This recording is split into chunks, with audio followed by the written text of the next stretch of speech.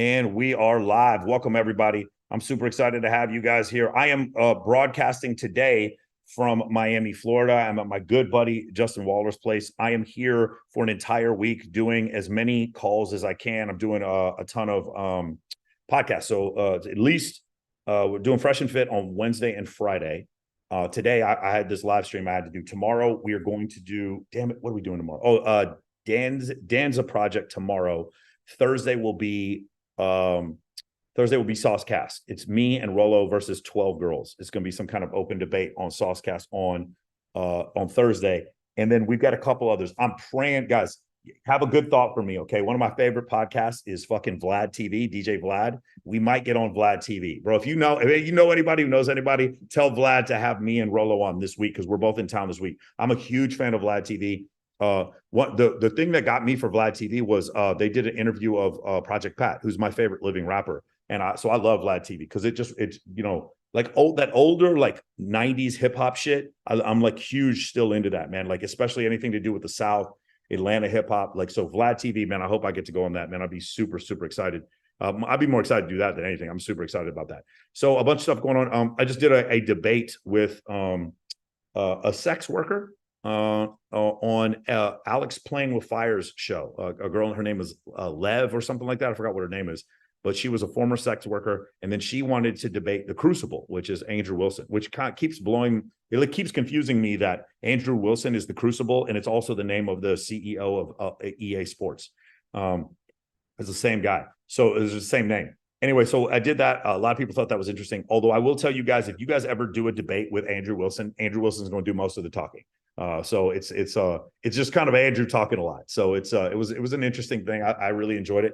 Like I said, I'm going to be working with Rollo, and I are going to be doing a little press junket now.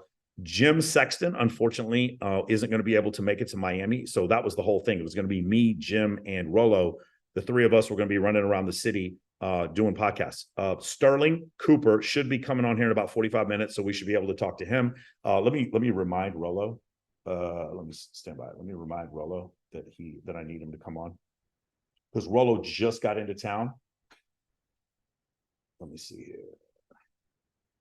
Oh, there's one other thing you'll notice.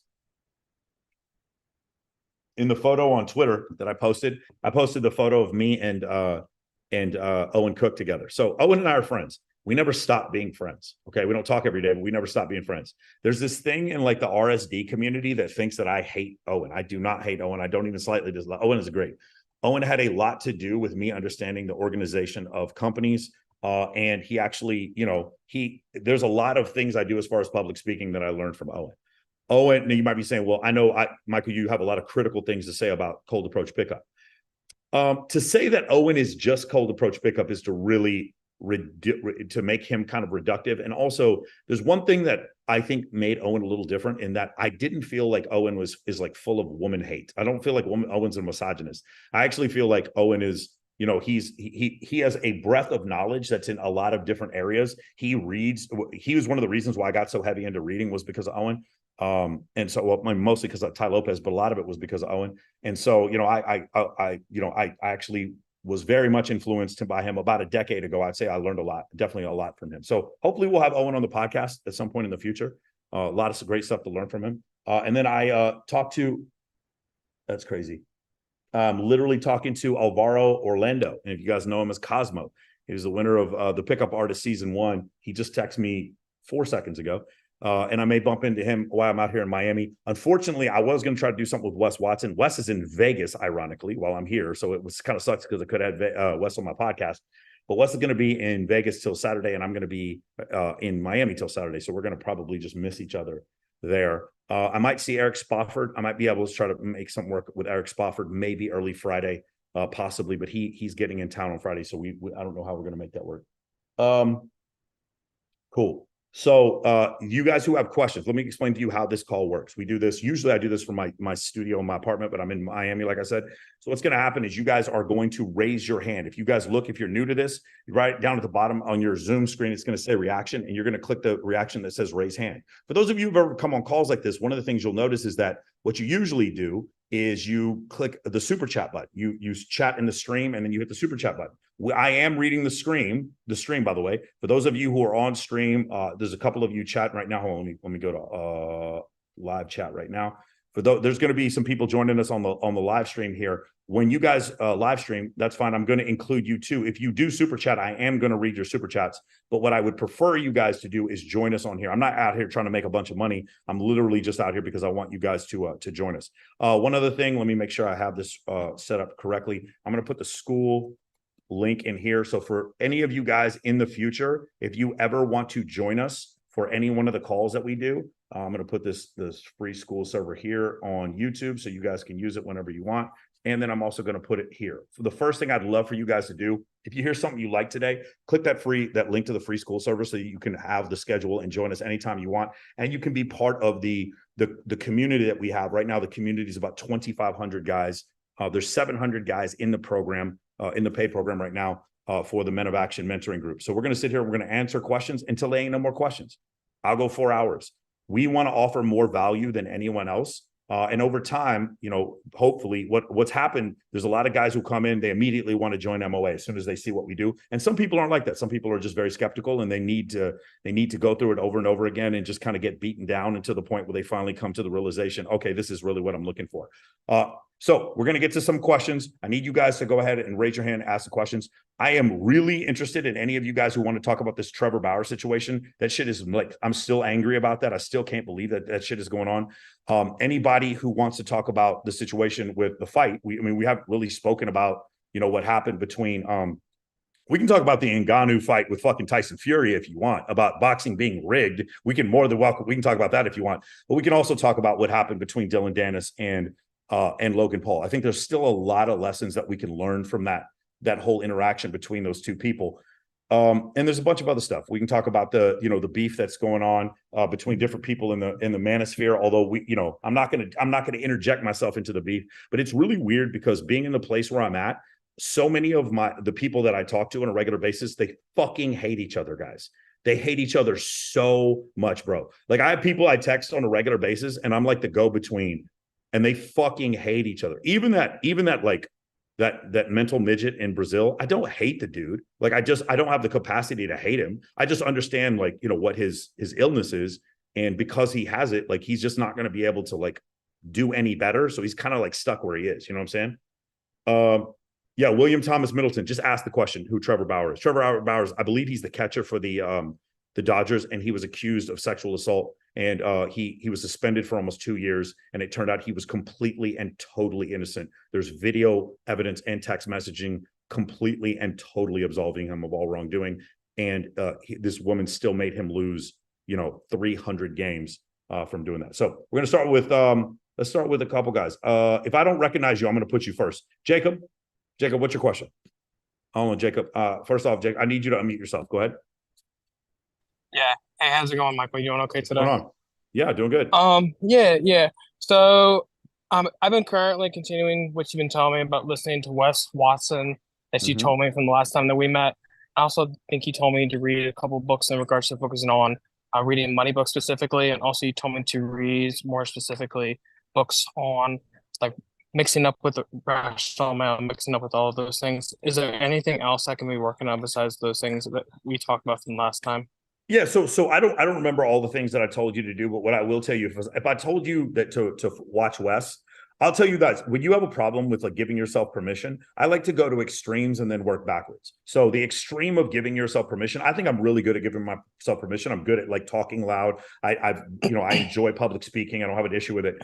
But the extreme example of that, I think, is Wes Watson. Wes, obviously Wes was convicted of attempted murder, and there was some other charges had in there. He served 10 years in prison, I believe.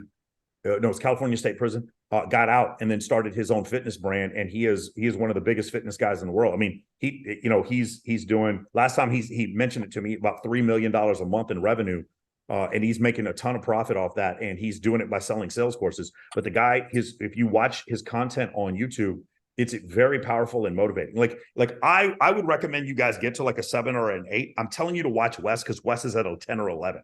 Wes is at like an 11. Wes's ability to give himself freedom to do whatever he wants is just unbelievable. So that's why I would want you to do that, Jacob, if that's the issue. The second thing, Jacob, is from the situation. The other thing, first of all, I really love it if you face the light with your camera, face the light with your face. No, so that's the light at your back. There you go. Better? There you go. Yeah. Better? Yeah. Okay. Be able to say, got it. Okay, cool. Yeah. A couple things, Jacob. The weight room, your diet, and getting your endocrine levels checked. Test out your hormonal levels checked. Okay. Okay. Did we talk about that last time? I think we talked about that last time. I needed a refresher. How old are you now? I just turned 23 on the 11th of October. Okay, cool. I would like for you to get your hormone levels checked. Okay. You're probably not, it's unlikely you'll need TRT at 23 years old, but it's happened before, and it happens more than people think. So it was just something I would look at just to see, hey man, you have hypogonadism, and then they find out that there's something on your kidney that you didn't know about. It's better to get it checked than not checked. So that would be the next thing I would tell you. But other than that, I don't remember exactly what all the problems were, but I do know if you needed Wes, then the reason why is because you weren't giving yourself permission. Yeah, Okay? we did talk about a lot about not giving myself permission from last time. That's one of the things that you mentioned from last time is watch a lot of the Wes videos. Okay, get cool. in the freaking gym. Yeah. All the specific things we talked about. I just needed to see what the other thing, Jacob, is the course is free. The first 4 steps of Men of Action is free. Have you done that? I've done some of it, yes. Okay, so why don't you get to the point where you've done step 1, and then the people in the course can check your work, and then once they approve of it, then move on to step 2. I would be very happy if you did that. Okay. Okay, sound good? Sounds good. Thank you. I love it. John D, what's your question? Hold on, John. Go ahead. Unmute yourself, John. Hey, Michael. So I have a question about keeping in a conversation with a group of girls, engaging and entertaining. You did give some great advice last time about using the Access Vegas podcast as a source of questions to ask and topics to discuss during, these group events, parties where you're with a bunch of girls. And it's really great content. I really enjoyed watching your Access Vegas videos. But I did notice that there's a strong focus on red pill topics and things like talking about hypergamy or gender distribution of divorce rates, stuff like that is great for the podcast. And the girls there know that that's what they're there to talk about. And so they're very engaged in the conversation there. But when you're at a party and you're just making small talk and trying to get to know the girls and keep everybody engaged and entertained, some girls might find that a little bit triggering, some of these red pill topics. Okay. This is so great. So there's a couple problems here. The first problem is, and I wonder, the thing is, I can't let everybody unmute themselves, so I can't have them answer. But if I could let all the guys answer, they would tell you it's supposed to be fucking triggering. That's how you keep women entertained. But in your mind, so the thing is, I just want everyone else to watch, just watch what just happened here. The question you're asking is, how do I keep these women entertained? And you were watching what I did on Access Vegas, and you're worried about red pill topics because they might trigger women. But because what happens is, from your own personal experience, you don't realize that's actually how you keep them entertained. It's a lot of teasing and back and forth. Some of the most intensely like sexual experiences I've ever had, like where there was massive sexual tension between me and a woman. She was horribly offended by things that I was saying. But it wasn't even about what I was saying, bro. It was that I didn't give a fuck and still said it to her. It's because I gave myself permission to say it to her. Now, if it's deliberately offensive, that's wrong. That's not what I'm talking about. That's severing rapport. That's a terrible idea. But saying something to the effect of, hey, just to let you know, like, there have been hundreds of studies done just to let you know that astrology is complete horseshit and none of it's true. If you think that's triggering, you're right. But if you think that that's a bad topic to talk about with a group of people, you're way the fuck off. Now, that's the first answer. The first answer is you shouldn't worry about things being triggering. You should just talk about it anyway. The second answer is you're correct. Like, I don't necessarily talk about those topics in group settings. What I do, though, is I go to like the never have I ever topics. Why did you cheat? Have you cheated? It's like, what you want is like, you remember when Carly on Access Vegas goes, I'm dating a guy I like. And then she goes, I sucked a bartender's dick right before this call. Do you guys remember that? How like within 30 minutes, she said both of those things. Do you remember that?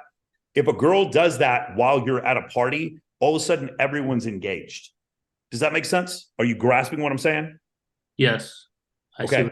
So John, like, yes, of course, you don't need to bring up the statistics all the time.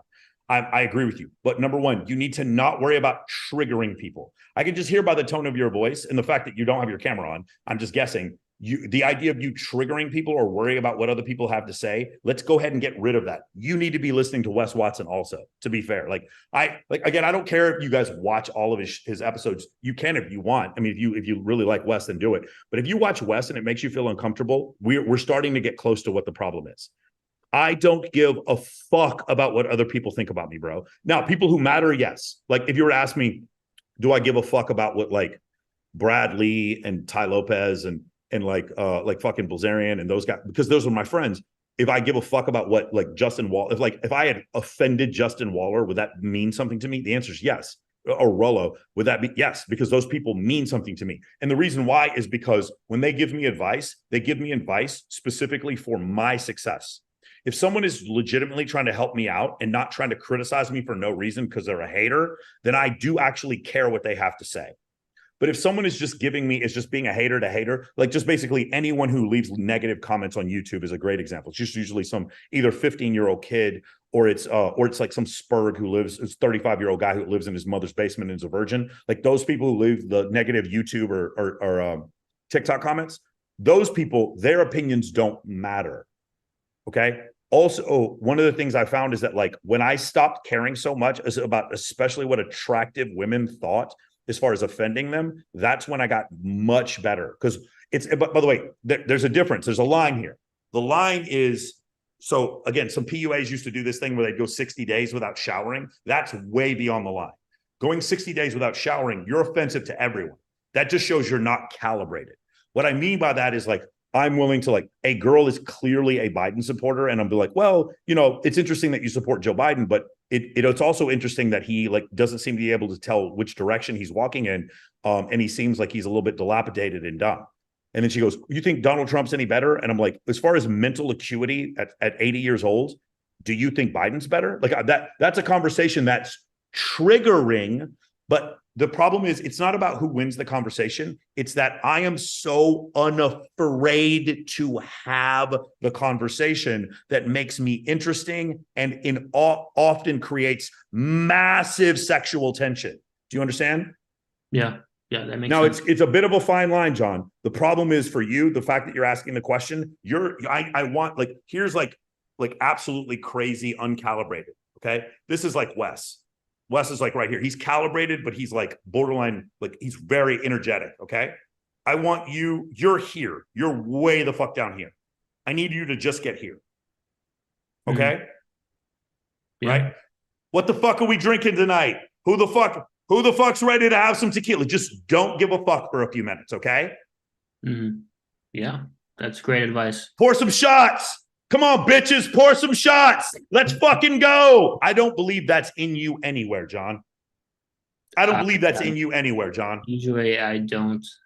Yeah, okay, that's great advice. I guess, yeah, Okay. I was worried about triggering, but it makes sense that you have to Don't give a fuck if it's triggering, bro. Yep. Now, if it's deliberately offensive, yeah, like offensive for no other reason than to be offensive, that's not what I'm talking about. That's uncalibrated. What I'm talking about, though, is if it's true and they have a problem with it, then that can you'd be surprised, like just being willing to tell the truth and not being afraid, how attractive that is to some people. And as you move up the socioeconomic scale or up the status scale, meaning like the wealthiest men and the most attractive women, you'll find that that's the thing that differentiates you in those circles more than anything, is like just the ability to just like not give a fuck. Okay. Yep. And then I have a second question. It's a quick question about girls that you meet at a club. Let's say I'm trying to make my female friends and I offer content creator value and get Instagrams and get to know some of the girls briefly in a club. And I want to take them to an event after that to really build that relationship and friendship with them after I meet them initially. Inviting them to things like, a sushi Sunday or Taco Tuesday, isn't going to be very high yield. A lot of them are not going to go. On the other hand, like Access Vegas, or not Access Vegas, Babes in Toyland, or other like huge events, they happen like once a year or a few times No, a year. Babes in So Toyland, those are Babes kind in of Toyland is 6 times a year. yes, or 6 times a year, but still kind of infrequent. Do you have any recommendation of events to invite these girls to that you meet at a club that you want to become friends with, that there's a higher likelihood that they would go to, so you can build those relationships and friendships with them? Okay, so John, there's two things. You have to build you, and you have to build the offer, right? There's two different things, right? What was it? Way of the Wolf. He talks about you need to have a 10 out of 10 company, 10 out of 10 salesperson, and 10 out of 10 product. Okay. It's the same kind of situation here. You can't just keep saying what's a better offer because it's not working. Like, so for instance, what I'll have is guys will do a photo shoot. They'll come into my program and they'll see one of the easiest ways to just get around a lot of hot women is to do a photo shoot. So they'll do a photo shoot and then they'll be around a ton of hot women, and then they won't make female friends, and they won't fuck any of the girls. And then they'll hit me up, be like, okay, well, we want to do a better photo shoot. And I'm like, well, did you make any female friends from the last photo shoot? And they're like, no. I'm like, okay, did you fix your Instagram? No. Okay, do you have any female friends? No. But you want it, and then they're like, I don't care about any of that. Just teach me how to do a better photo shoot. And I'm like, then it's photo shoot, photo shoot, photo shoot, photo shoot, photo shoot, photo shoot, photo shoot. And then they come to me and they're like, Michael, how do I throw a better photo shoot? But the problem is that themselves, the product here, the person is so lacking that it doesn't make any difference, bro. If I put you in a room full of like super hot girls on Molly, like begging to fuck someone, they're still not going to fuck you if you don't do this correctly. If you don't fix you got to fix you also. The product still has to be better. All right. Now, I'm not saying, John, I don't know you well enough to know like one way or the other whether or not it's any good. But my point is, I can give you a bunch of different options. Number one, have you been to all the Babes in Toyland? If you haven't, I haven't seen you at it. Maybe you have, and I didn't know because your camera's not on, which is the second red flag. But have you been to all the events? Have you come to some of the events? Did you come to Smash Global? Did you come to Black Tape Project? Did you come to the bikini competition at White Republic? Did you come to a Model Citizen Fund? Did you come to Babes in Toyland? Did you come to the teatro parties? Did you come to any of this stuff? So it's like one of these things where it's like people kind of want to do the program, but don't really want to do the program. John, I have a feeling, John, to answer the question, is your Instagram 10 out of 10? I'm working on my Instagram, and I know that that's necessary for like cold DMing girls to invite them to events. No, it's not just interested for cold DMing girls. Let me get this straight. Fixing your Instagram is not just integral for cold DMing girls. It's integral for any girls wanting to hang out with you at all, ever. It's also, once you know a girl, it's integral in getting her to go on a date with you. Okay? I'm going to be honest. I have pretty good success with women without my Instagram being exceptional. And the reason for interest in the program is to like significantly, I guess, to get to the highest level of girls and the highest like status of girls, highest value girls, like the top tier girls, which no matter how good you are meeting girls at a coffee shop or the gym or online, you're never going to get those girls. So that's my whole reason for interest in the program. However, I do want to underline, I have absolutely no difficulty whatsoever dating attractive, cool, awesome girls. But my whole point of this, you take it to the next level. Can you show it to us? This is on YouTube being recorded, which is why I don't have my camera on. So I would rather not show that. Oh, okay. All right. So the thing is, I don't care. I don't want you to show it to us. But the thing is, if you can't show it to us and it's not on your Instagram, then you're missing pre-selection, which is the whole point of having an Instagram fixed in the first place. Right. You think that fixing your Instagram is 10 units of importance, and I'm telling you it's 100,000 units of importance. Does that make sense? Yes. So doing anything other than doing that is a waste of time. Right. So I'll fix my Instagram. Let's say I have my perfect Instagram, and I did watch a lot of your videos. I watched Corey's videos, and I'm working on it. So let's say I've done that. And I go to a club and I meet some girls and they love my Instagram. This guy has an awesome life, awesome Instagram. Yeah. I want to invite them to an event that happens hopefully not 6 times a year, but something that's more frequent, more kind of. No, because they don't have to go. No, because have you taken the free course? Yes. Okay. So step number 3 is what? So one is Instagram, two is list, three is, I guess, identify high status events, and Yeah, but 6 events that what? that are a good offer, I guess. No, 6 event, yeah, that are a good offer, but you may or may not go to them. And she may or may not go to them. What's the point of step number 3? To get open threads. Right, but let's say I invite them to an event, they see I'm a great suggester, but I do want to get to a point where I'm meeting them in person, I'm building that relationship face to face. Stop. You haven't even finished step 1, and you're asking me, how do I skip step 3? Do step 3 first. Guys, listen to me. This is the most confusing part of my program, and I keep having to explain this every week on the show. Okay, every time I do one of these calls. The point of step 3 is to get girls to have open threads with you. Thousands of girls to have open threads with you. So what that means is, because I know that there's a Babes in Toyland November 30th in Los Angeles, even if I lived in Bucharest, Romania, I would still invite girls to that Babes in Toyland, knowing full well they can't go and knowing full well that I can't go. But Michael Sartain, in case they can go, Michael Sartain could still get them on the list. But knowing they can't go, I'm still going to invite them because it gets me an open thread.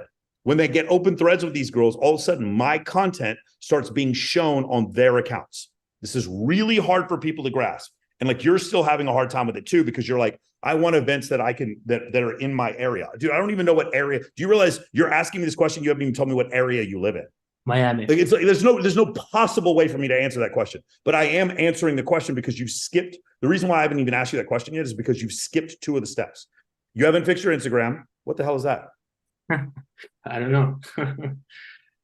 Okay, here we go. It's more crazy shit happening. And I'm in Miami, by the way. Oh, you're Miami. Yeah, I'm in Miami too. So there's tons of events that you can get girls to go to, like thousands of events. It's including fucking model volleyball, Miami Swim Week, Babes in Toyland when we do it in Miami. There's more events in Miami than there is in you have F1 here. There's more events in Miami than there are in Las Vegas. Those happen like once a year, a few You times. have to stop saying that, bro.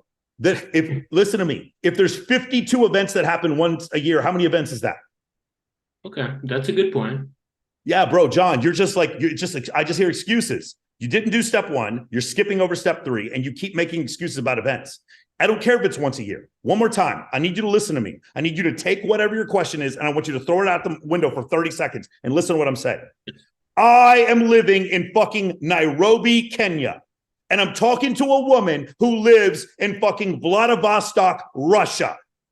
And I invite her to fucking Babes and fucking Toyland, November 30th in Los Angeles. Even though I can't go and she can't go, I'm still going to invite her. And she's going to respond and be like, thank you, that looks awesome. But I can't make it, unfortunately. And you have an open thread with her. Do that 4,000 times before you ask the next question. Sure. Okay? Yes. Now, on top of that, the question you're really asking is about step number 4, which you haven't got to yet. You're not advanced enough to get to step number 4, which is taking girls to someone else's event. And that happens when you fix your Instagram and do the other things that I said. Because once you have open threads with 2,000 girls, you're gonna be like, Michael, how do I make female friends? How do I get girls to show up with me? Nothing. You literally could just post in your notes. You could go, going to a party tonight, and you just have girls message you. But you're not far enough in the program. You're not following directions. And because you're not following directions, you're asking questions about step 73 when you haven't done step 2. Mm-hmm. Okay, I got it. John, you're not in MOA, but I'm just going to tell you right now, there is no shortcut in MOA. MOA is the shortcut. Do the steps. Absolutely. Yeah. Got it? Work on that. Thank you. Now, if you're having an issue, so a couple things I want to go over first before we go on. First off, let me pull this up real quick because this is something I love to show you guys. One of my dashboard here. Stand by. I'm going to show you my dashboard. John, stay on because I want you to hear this. Files. Let's see if they fix this problem. Basic iPhone. All right, cool. I'm going to try to show you guys my iPhone. It's a little easier to show this from the iPhone. I was going to go to the Zoom meeting, but for whatever reason on my new MacBook, it's a little slower to link. I wish it just did it through the Thunder cable. It'd be faster. Let's try it one more time. There we go. Okay. Can you see my screen, John? Yes. Yes. Okay, John, accounts reached, accounts engaged, total follow. You see that up there? And by the way, I have, like I said, I have a new technique for getting rid of followers. You see how my follower account is going down? It's down to 102. My goal is I'm going to get it down to 70,000. Anybody who doesn't engage with me, I'm getting rid of them as followers. This is completely the opposite of what other people do, but my engagement goes up as my followers go down because because everything you post, 2% of your impressions go to 2% go to your audience. If those 2% of impressions go to people who don't engage with you, then they're just wasted impressions. But here's the main thing I want to show you. Ready? So we're going to go here to accounts engaged, and we're going to go down here to Reels. Okay. Do you see this? Hold on. Let me see. Let's see interactions. Oh, they changed this a little bit. Let me see if I can get this to work. No, that's not it. Where's that grid? Where's that circle? You guys know where that is? Is there accounts reached? Yeah, here it is. Okay. Okay, ready? Here we go. Accounts reached. John, of the accounts that were reached, how many of them are following me? 58.8. How many of them are not following me, John? A lot. 2 million. Okay. John, so when you post on social media and you have good social media, it shows your social media and your account to people who don't follow you. Let me say this one more time. It sends it to people who don't follow you. When you get open threads with people, those people, now they're actually able to see your content too. In fact, you'll notice that whenever you follow someone, immediately they'll show whatever their most recent post is, pops up right on your explore page. My goal is for you to get as many fucking open threads with people as possible so you get your content exposed to as many people as possible. Do you understand? Yes. Don't give a fuck. You're not to step 4 yet. You're at a step 4 question. You haven't done step 3. Do step 3 first. I need you to have engagement with thousands of women first, and then worry about the female friend shit, all that other stuff. Okay? Yes. Got it? Yep. Beautiful. Just want to show you guys, in case you guys think that I bought my following or any of my shit is fake. I'm getting rid of followers. I'm paying someone to get rid of my followers, and I have 4.5 million impressions. I want to show you guys, just in case you think I'm full of shit, you can see it on the screen. All right? Yep. Someone asked me if my followers are real. Well, it looks to me like they're real because most people, like I have female friends that have 4 million followers and they don't get 4.5 million impressions a month. They don't. This is not like, and I'm just a dude without fake tits and I'm getting this. Okay. Why is this? Because I understand how to make content. That's the reason why. And the things that I teach you in this program work. That's the reason why it's been working so well for me. Okay. Got it? Cool. Yep. Beautiful. Toyin, let's go Alejandro. Alejandro, what's your question? Hi, Michael. Hey, Dan. What's going on? Where do I start? I'll start with the first question. Can you build rapport with the wrong people and what does that mean, affect dude? you? What does that mean? Building rapport with the wrong people, people who were friends and they were sort of using you, or maybe I didn't recognize it. Who cares? I was maybe then naive just at the remove moment. them. Right. Okay. So that's what I'm doing That's right now. It's like saying, This can you piss in the wrong toilet? Who cares? Okay. I don't understand. So are you fucking with like bangers out in South San Antonio? Like, what are you talking about? The wrong people? Can we stop the recording for a little bit? We cannot, bro. We're live on YouTube. Okay, we cannot. okay, So if you want to come back tomorrow and ask the question, you can. I'm not in your program right now. Okay. I would have to be invited by you. No, it's fine. So because this is something real. Can you be more vague? Can you be a little bit more vague about it? Okay, building rapport with the wrong people, the question, right? And then them taking it personal, and all of a sudden, like, long story short, my keys were stolen from somebody, and then my car was stolen a couple days later. And it's coming off a love triangle that I'm not trying to take personal. Alejandro, I don't. You were trying to tell me that someone deliberately stole your car. I don't believe you. I just don't. Right. Okay. Another thing would be, can you make friends with strippers without, like, of course I haven't paid any of them, but can you make friends with them and use them as pre-selection? Obviously, yes. Yeah. But the problem, okay. So one of the issues I have, one of the reasons why we get into some of these questions, guys, is because you have to have enough in your mind. What's the word I'm looking for? You need to have enough abundance in your mind. It's like, Michael, I made friends with the wrong person. Does this hurt me? That's what The happened. answer I is made friends with the yeah, workers. yeah, but the problem is then just make friends with someone else. Does that make sense? It's like watch this. Ready? Watch this. What you see the faucet? You can see this faucet. You can't see it. Ready? Watch this. Okay. Oh, I turned the faucet on. You see that? And then I turned it off. Michael, what happens if I wasted some of the water in the faucet? What do I do? Oh, I can just turn it on again. There's more water. You guys see how there's just more water in the faucet? Do you see how like the fact that I turned it on and didn't use it, it doesn't fucking matter? Do you see that? Because there's an abundance of water. Okay? I made friends with the wrong people, then fuck them. Fuck them. I wouldn't even the point is, it's the scarcity in your mind that makes you think that this is an issue. Alejandro. You understand? Yes. Like they just like, we got to quit giving our mental energy to worthless people. You made friends with the wrong, bro, ready? Alejandro, you should be able to replace your social circle, your girlfriend, and your job in 15 minutes. If you follow the program, you should be able to do those 3 things. If you're having trouble with that, it's because you're not because you're not following directions. Okay. Okay. If you have, okay, so I'll help. I'm trying to be a little bit more empathetic. Alejandro, I have made friends with the wrong people before. Do you know what I stopped? You know what I did after I made friends? After I realized I made friends with the wrong people? What'd You do? know the answer, Alejandro. What did I do? You cut them off and you moved on and found new friends. What the fuck, bro? Yes. Come on, man. You're right. Bro, come on, man. Like, it's just like, bro, I understand that a lot of you guys want to come because I'm on YouTube. You guys want to see me argue with people and call women 304s and all this other shit, right? Which, by the way, I enjoy. I like Fresh and Fit is on right now. And like, their content is incredible. I can't stop watching it. I understand that. But that's not my content. I make different type of content. I'm only interested in this boring subject of male self-improvement. That's all I give a fuck about.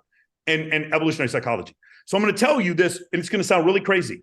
Most of the time, when you guys ask me questions on here, you already know the answer. You already know the answer. But you ask it anyway because you need somebody to give you permission. I would not give a fuck unless it is my brother, because I can't replace my brother. Unless it's my brother, I don't care. I just replace him. You guys who've been in the program for the last 2 years, you know I had to replace my best friend. You know I did. I had to replace my best friend. You guys know 2 years ago, I had to replace my girlfriend. Replace. Didn't even think twice about it. Because in MOA, what do we teach you? In 15 minutes, you need to be able to replace your girl, your job, and your social circle. Everyone in your life needs to meet their friends through you, their girlfriend through you, get their job through you, make money through you, get connections through you, read books because you recommend them, watch TV shows because you recommend them. You need to be the center spoke on the wheel, the center hub of the wheel that is your social circle. That's what I want for you, Alejandro. And if you have that, who gives a fuck if you make friends with the wrong people? Do you understand? Yes. Just an abundance, right? Yes. What would you do if you were on the bench press and you did one of them wrong? What would you do? You just keep doing bench press. You wouldn't stop doing it. Right. Abundance, okay?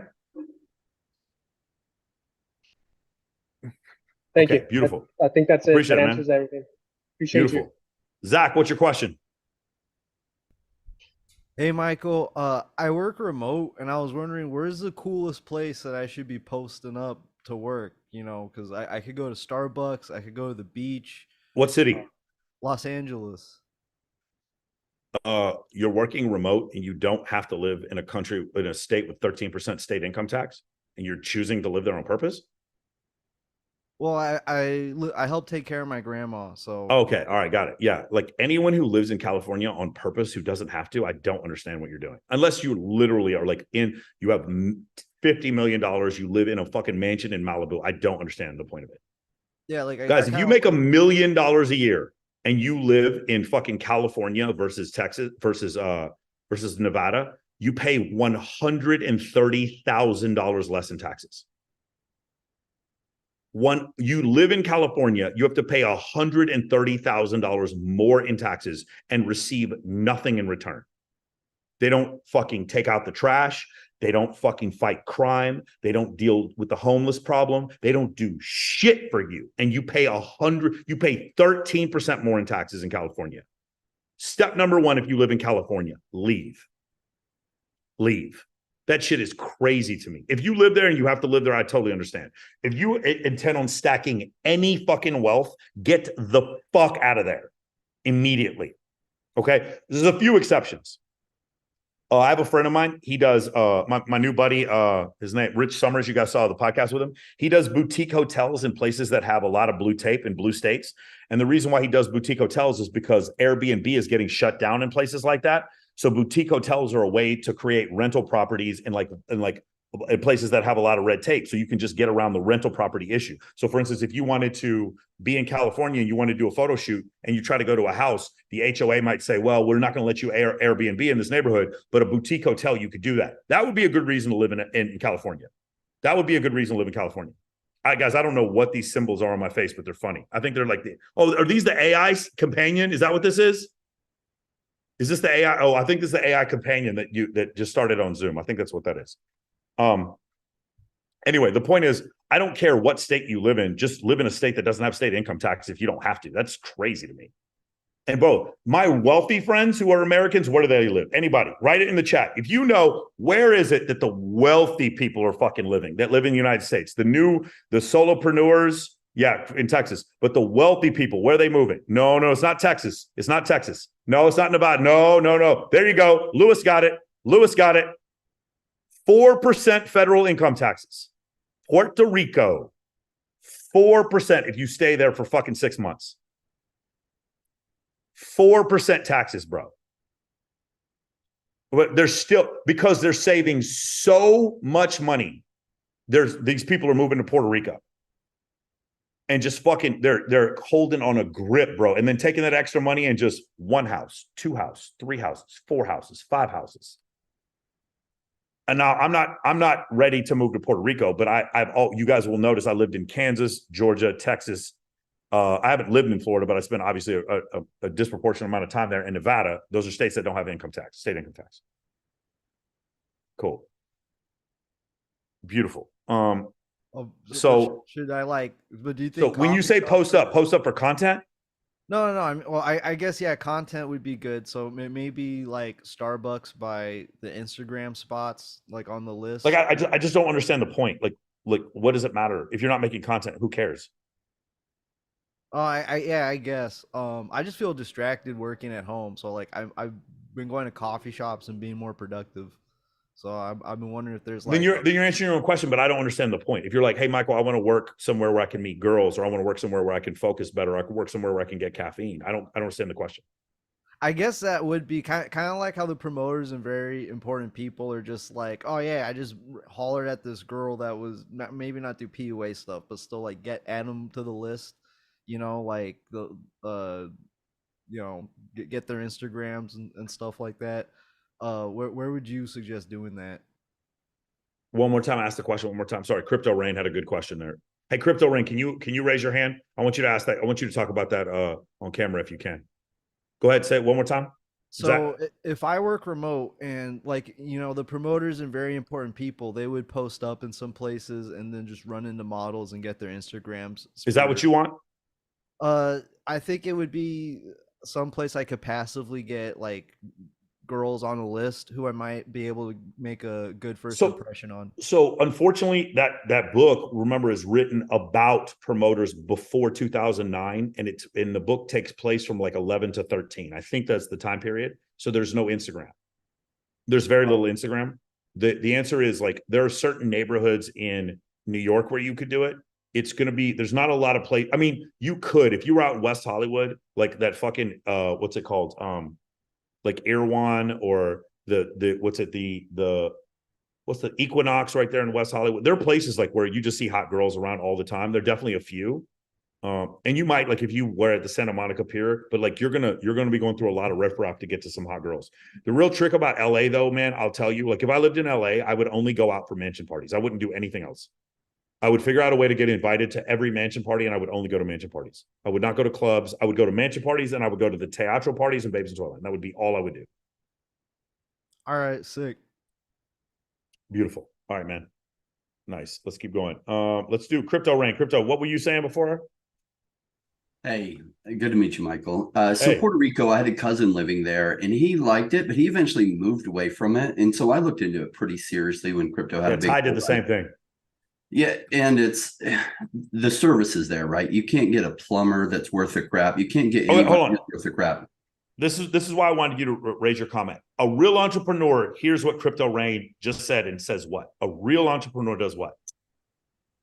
Sure, you can find them and bring them over. No. Do What you I'm want telling to? you is someone needs to go out there and organize a certain location. Right. Specific, like, do you know how in China they build cities, they pre-build cities and then have the people move into the cities?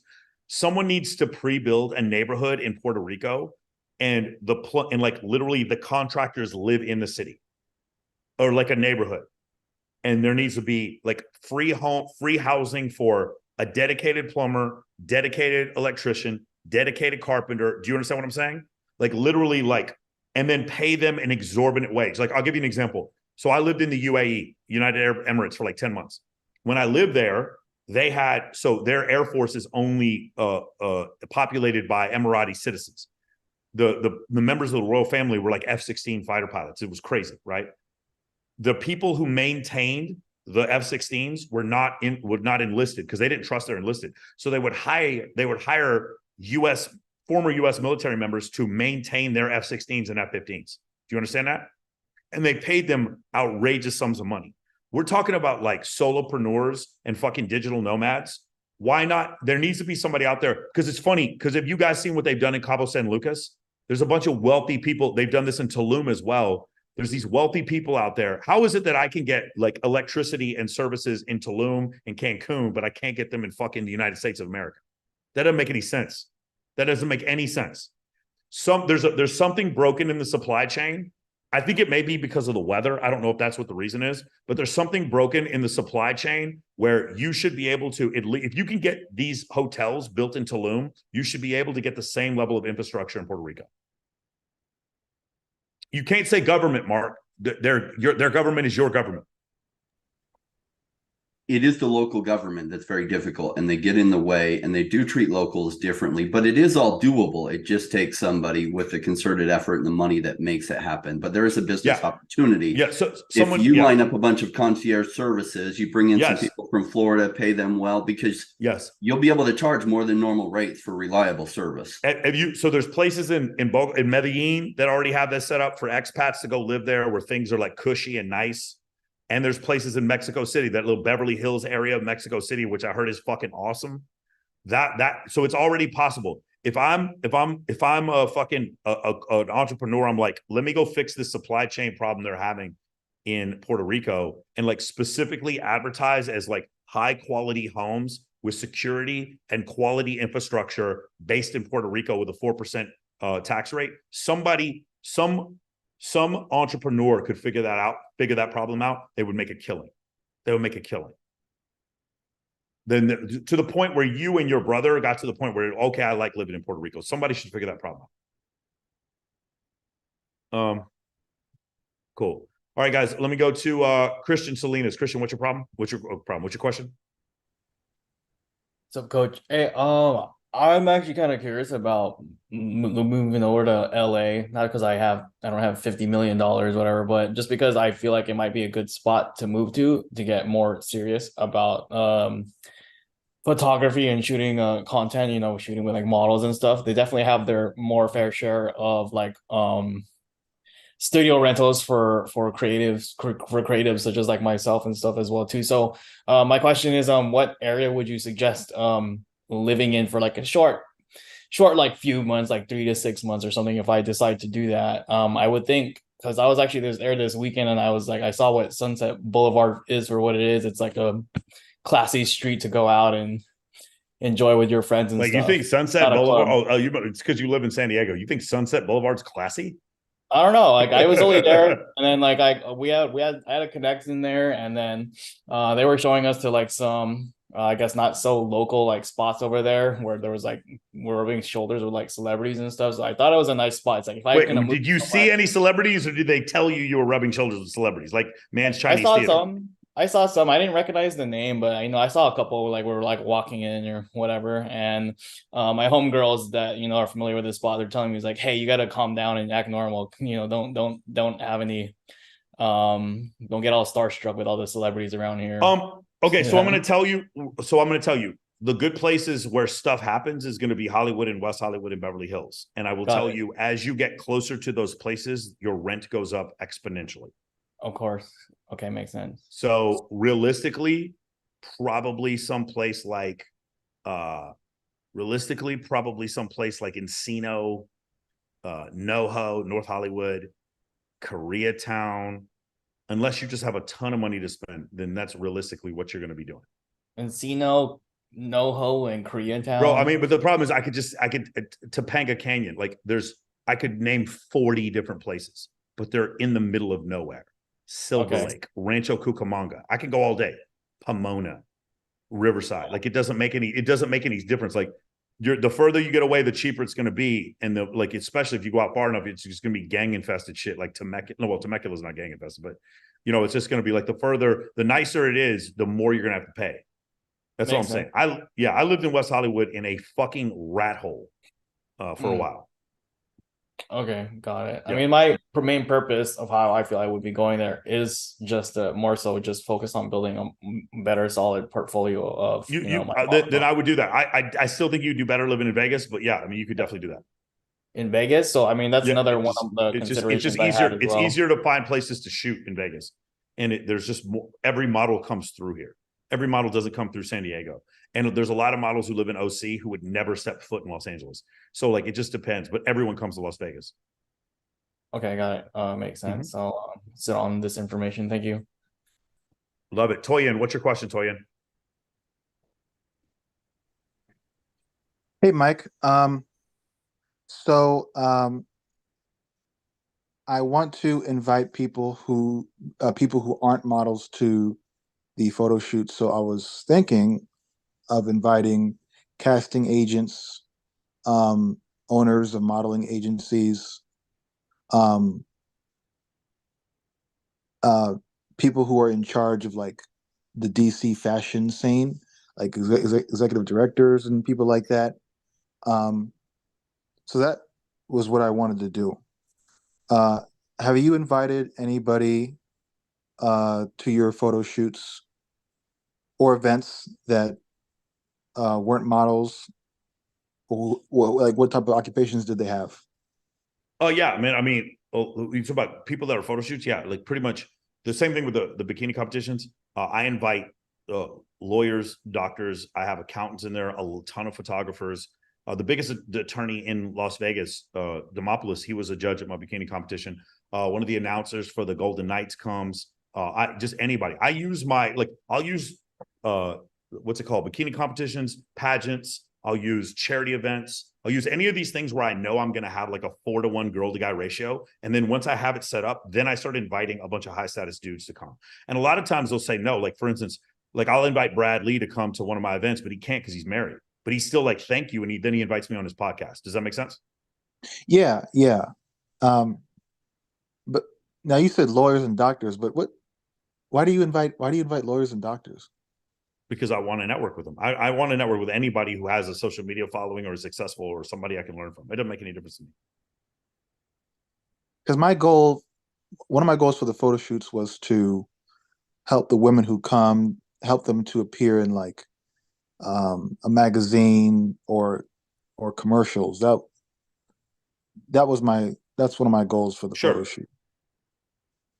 I mean, listen, there's a bunch of people trying to do the same thing. I mean, that's all of what Babes in Toyland is, or I'm sorry, that's what Paradise Challenge is basically. Yeah, you could get people there, but the thing is, Toya, what you do is you take better photos. The photos are actually what's more important is you just get good photos. Does that make sense?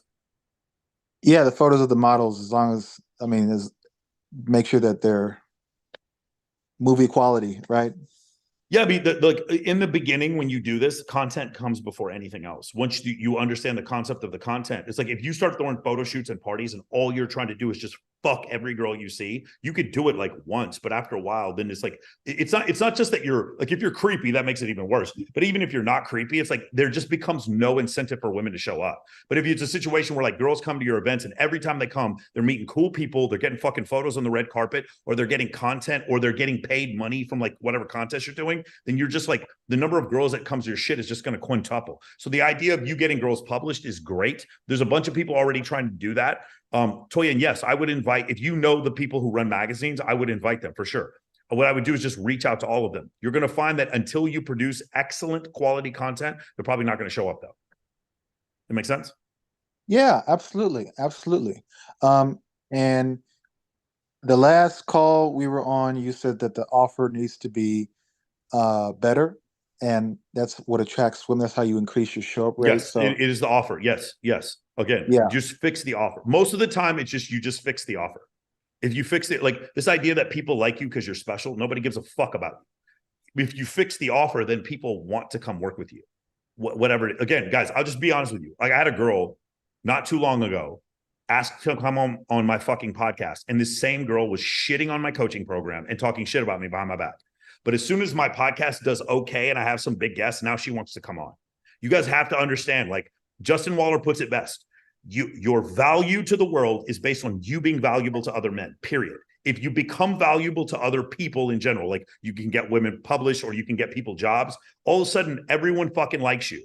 But what does that mean? That means fate, destiny, and karma, all that bullshit, throw it out the window. It actually is, you have a burden of performance as a man, and if you perform better, then you do better. That's actually what it means. And it's disgusting to some people to realize that that's how the world is, but that's how it is.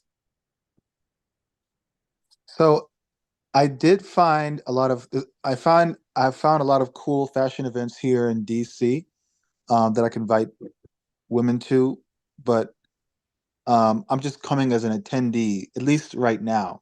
Good. That sounds to me like you need to network with people that you meet there and then invite them. Okay. So so that I could be more involved in those events as like One more time. I did not tell you to throw your own events. Okay. What did I tell you to do first? Go to other people's events. Take girls to other people's events. Right. Every one of you on this call, I need you to understand the reason why I am where I am in my life is because, like, even when I go on Fresh and Fit, I bring 6 girls with me. I show up to places with fucking hot girls all the time, even when I'm in a relationship. I'm the dude you invite because you know 40 girls will follow me there. That's the reason I get invited to everything. Okay. That's not true. I mean, I get invited to speak at elevator nights, not because of that, but that is the reason why I get invited to most things, because I offer value. Do you understand, Toyin? None of you are special. You are all, no one gives a fuck until you offer them value. Does that make sense? Absolutely. Love it. Yeah. Absolutely. All right, guys. Okay. The question, Toyin? Yeah, you did. And so, okay.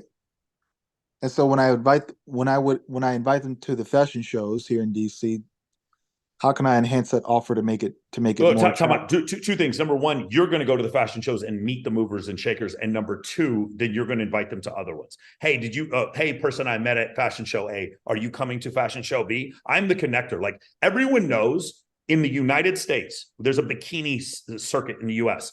Every girl in the US knows I'm the first person that they're going to ask. Every girl knows that. Every girl, whenever there's a Maxim party, I get hundreds of messages from girls. Hey, can you get me on the list? I'm just known for that. Hot girls know I want to go to a party. The first person they ask is me. If Dan Bilzerian is throwing an Ignite party at some mansion in Mid Beach, I am the first person every girl is going to hit up. Do you understand, Toyin? Can you become that person, but for the fashion industry in your city? Right. Okay. That makes sense. So you're saying I should promote all the fashion shows. I would promote every fashion show in the city for free and do it so that they're start reposting your shit and then they all follow you. Yes. Or another way to say that is to offer value. Holy shit, bro. Yes. And That makes sense? that makes sense. That makes sense. And I guess the last question, like, what is the show up rate for women who you've already invited to past events? Does it go up So higher? it won't matter for me for it is for you. For me, it's over 50%. For you, it's going to be like 5 or 10%. It's just over time it'll get better. Yeah, for Bulgarian, like it just depends on the event. If it is a legit Maxim Hot 100 party and I can get the girl on the red carpet, the show up rate's 85%. Legit. If we are at Bulgarian's house for an Ignite party and fucking Post Malone is performing, the show up rate is 90%. Okay. If it's a bikini competition for 200 grand, the show up rate's like 75%. If it's your birthday, if it's my birthday, it's like 60%. If it's a fucking photo shoot where girls aren't getting paid and there's no big photographers, it's 25%. How good is the offer? Okay. Yeah. Got it. Beautiful. Got it. I love it. Great. Toyin, I gotta get off. Okay. All right, brother. All right. We got two special guests here. Let me see. There we go. There he is. Sterling, you can unmute yourself. And then Boom. There we go. and what's up, sexy man? What's up? Can you hear me? What's going on, guys? All right, guys, here's what we're gonna do from this point forward for the next couple minutes. We're gonna let you guys ask questions to these two dudes. What first question I have to ask is Rolo, how is it that whenever we hang out, like there's just these women fucking chasing you around? How are you able to like focus and concentrate? Social proof. It's the power of social proof. Have you seen this, Sterling? Like we host Access Vegas, and there's just like fucking. Well, no, Sterling, you came on Access Vegas. You saw like afterwards, there's just like there's just all these fucking girls around. It's like, what are we doing? Touch us, give us attention, take us somewhere. Oh, Rolo, he's married. He's married. Come here and touch us, Rolo. You're married. Yeah. I'm not even Brad Lea's like level of like gravitas, and like I'm at these places that he doesn't want to go. But no, I think it's funny because like you were just saying before, you know, we go all these places because we're the movers and the shakers and stuff like that. I go, well, you know, I invite Mike to places because I think he's kind of a cool dude too. Just because I like hanging out with you. Listen. You guys are my friends. Justin's my friend. We're legitimately friends. But I don't expect people to fucking like me for me. I expect initially for people, and like it's just a better way to think about it. You should expect people to like you because you're useful, and then they can get to know you. Because there's only dude, go ahead. I was gonna say because whenever we do a show, whenever we do an Access Vegas show, we have a master list of all the girls that we want to talk to and like the people that you want to have on for a particular show and everything. And then what happened is we've been doing this for about a year now, and I've got kind of like a follower list on my Instagram right now that I just happened into because we started doing this stuff. And as a result, you got to remember that like everything that we do online right now, and this can be applicable to anybody else for sake of argument here, but like when we had Amanda, what's her name? The Playboy Playmate that was on last time? Amanda. Oh, you're talking about Amanda Nicole. Amanda Nicole. 8.7 million followers. So what happens is when we put her on like the ad slick, or we put her on a reel, or we put her on something, and we just mention her. That's 8.7 million other bitches that want to go, why? How is she getting on this show? How do I get on that show too? And so everything you were just telling these other guys just a minute ago, like, you know, here's how you like developing a social net, you know, like a network kind of thing. I've kind of done that by default. I didn't like try. I just started doing it. And so now I have girls that I don't even know who they are that slide into my DMs because they saw Amanda Nicole, they saw CJ Sparks, or they saw Kylie Myers or Maya or somebody else on like the advertising for Access Vegas, and now I just add them to the list, and it just exponentially kind of snowballs from there. And I think that sometimes like guys think it's this constant effort in curating all these girls. It's really not. They'll do it themselves. They'll spin, you know, when we talk about spinning plates, they'll spin themselves after a while if they see that all these other girls want to be part of your whatever your event is that you're doing. In this case, it just happens to be Access Vegas for us. But like if it's Babes in Toyland or whatever else, like the last time I was in Vegas with you, for Babes in Toyland, I mean, that's the social proof aspect of all of that is like, now I know every single one of these girls as a result. And then maybe I'm talking to Kaylin Franca, and I mean, then it just exponentially kind of, multiplies from there. And sometimes it just happens without you even knowing it. Oh man. Hey, Sterling, what's going on, man? I'm good, Michael. I'm good. I like that apartment. It looks nice. You like this apartment? It's got a nice view. It's got a nice view. So Sterling, one of the things, I'm just curious what you think about this. Like, we only have so many spots in our life. Like, you're a busy dude, man. You're always traveling. We only have so many spots in our life. Like, a lot of people will hit me up. I'll get the craziest messages. I'm just curious, you guys get these too, where a guy who I don't know at all is like, hey man, I'm in Vegas. Let's meet up for coffee. And I'm like, and I'm not trying to be rude, but I'm just like trying to fathom how in the fuck I could possibly make time for coffee with some dude that I don't know, that hasn't even tried to provide any value. Or if they have, it's the same idea for the same or fucking OnlyFans management agency that I've heard 700 times, or fucking some NFT grift that is no originality whatsoever. And it's just you only have so many spots in your life. You know what I'm saying, Sterling? Oh yeah, I'm resonating with all this, my friend. One of my favorite DMs, and when I say favorite, I mean most irritable and annoying DMs that I constantly get is, can we get on a call? Oh, bro, God, like, and I feel so arrogant saying this, dude. And like, listen, I'm so grateful. It's about $750 an hour to like do calls with me. And the idea is like, can we just get on a call? It is just like fucking crazy.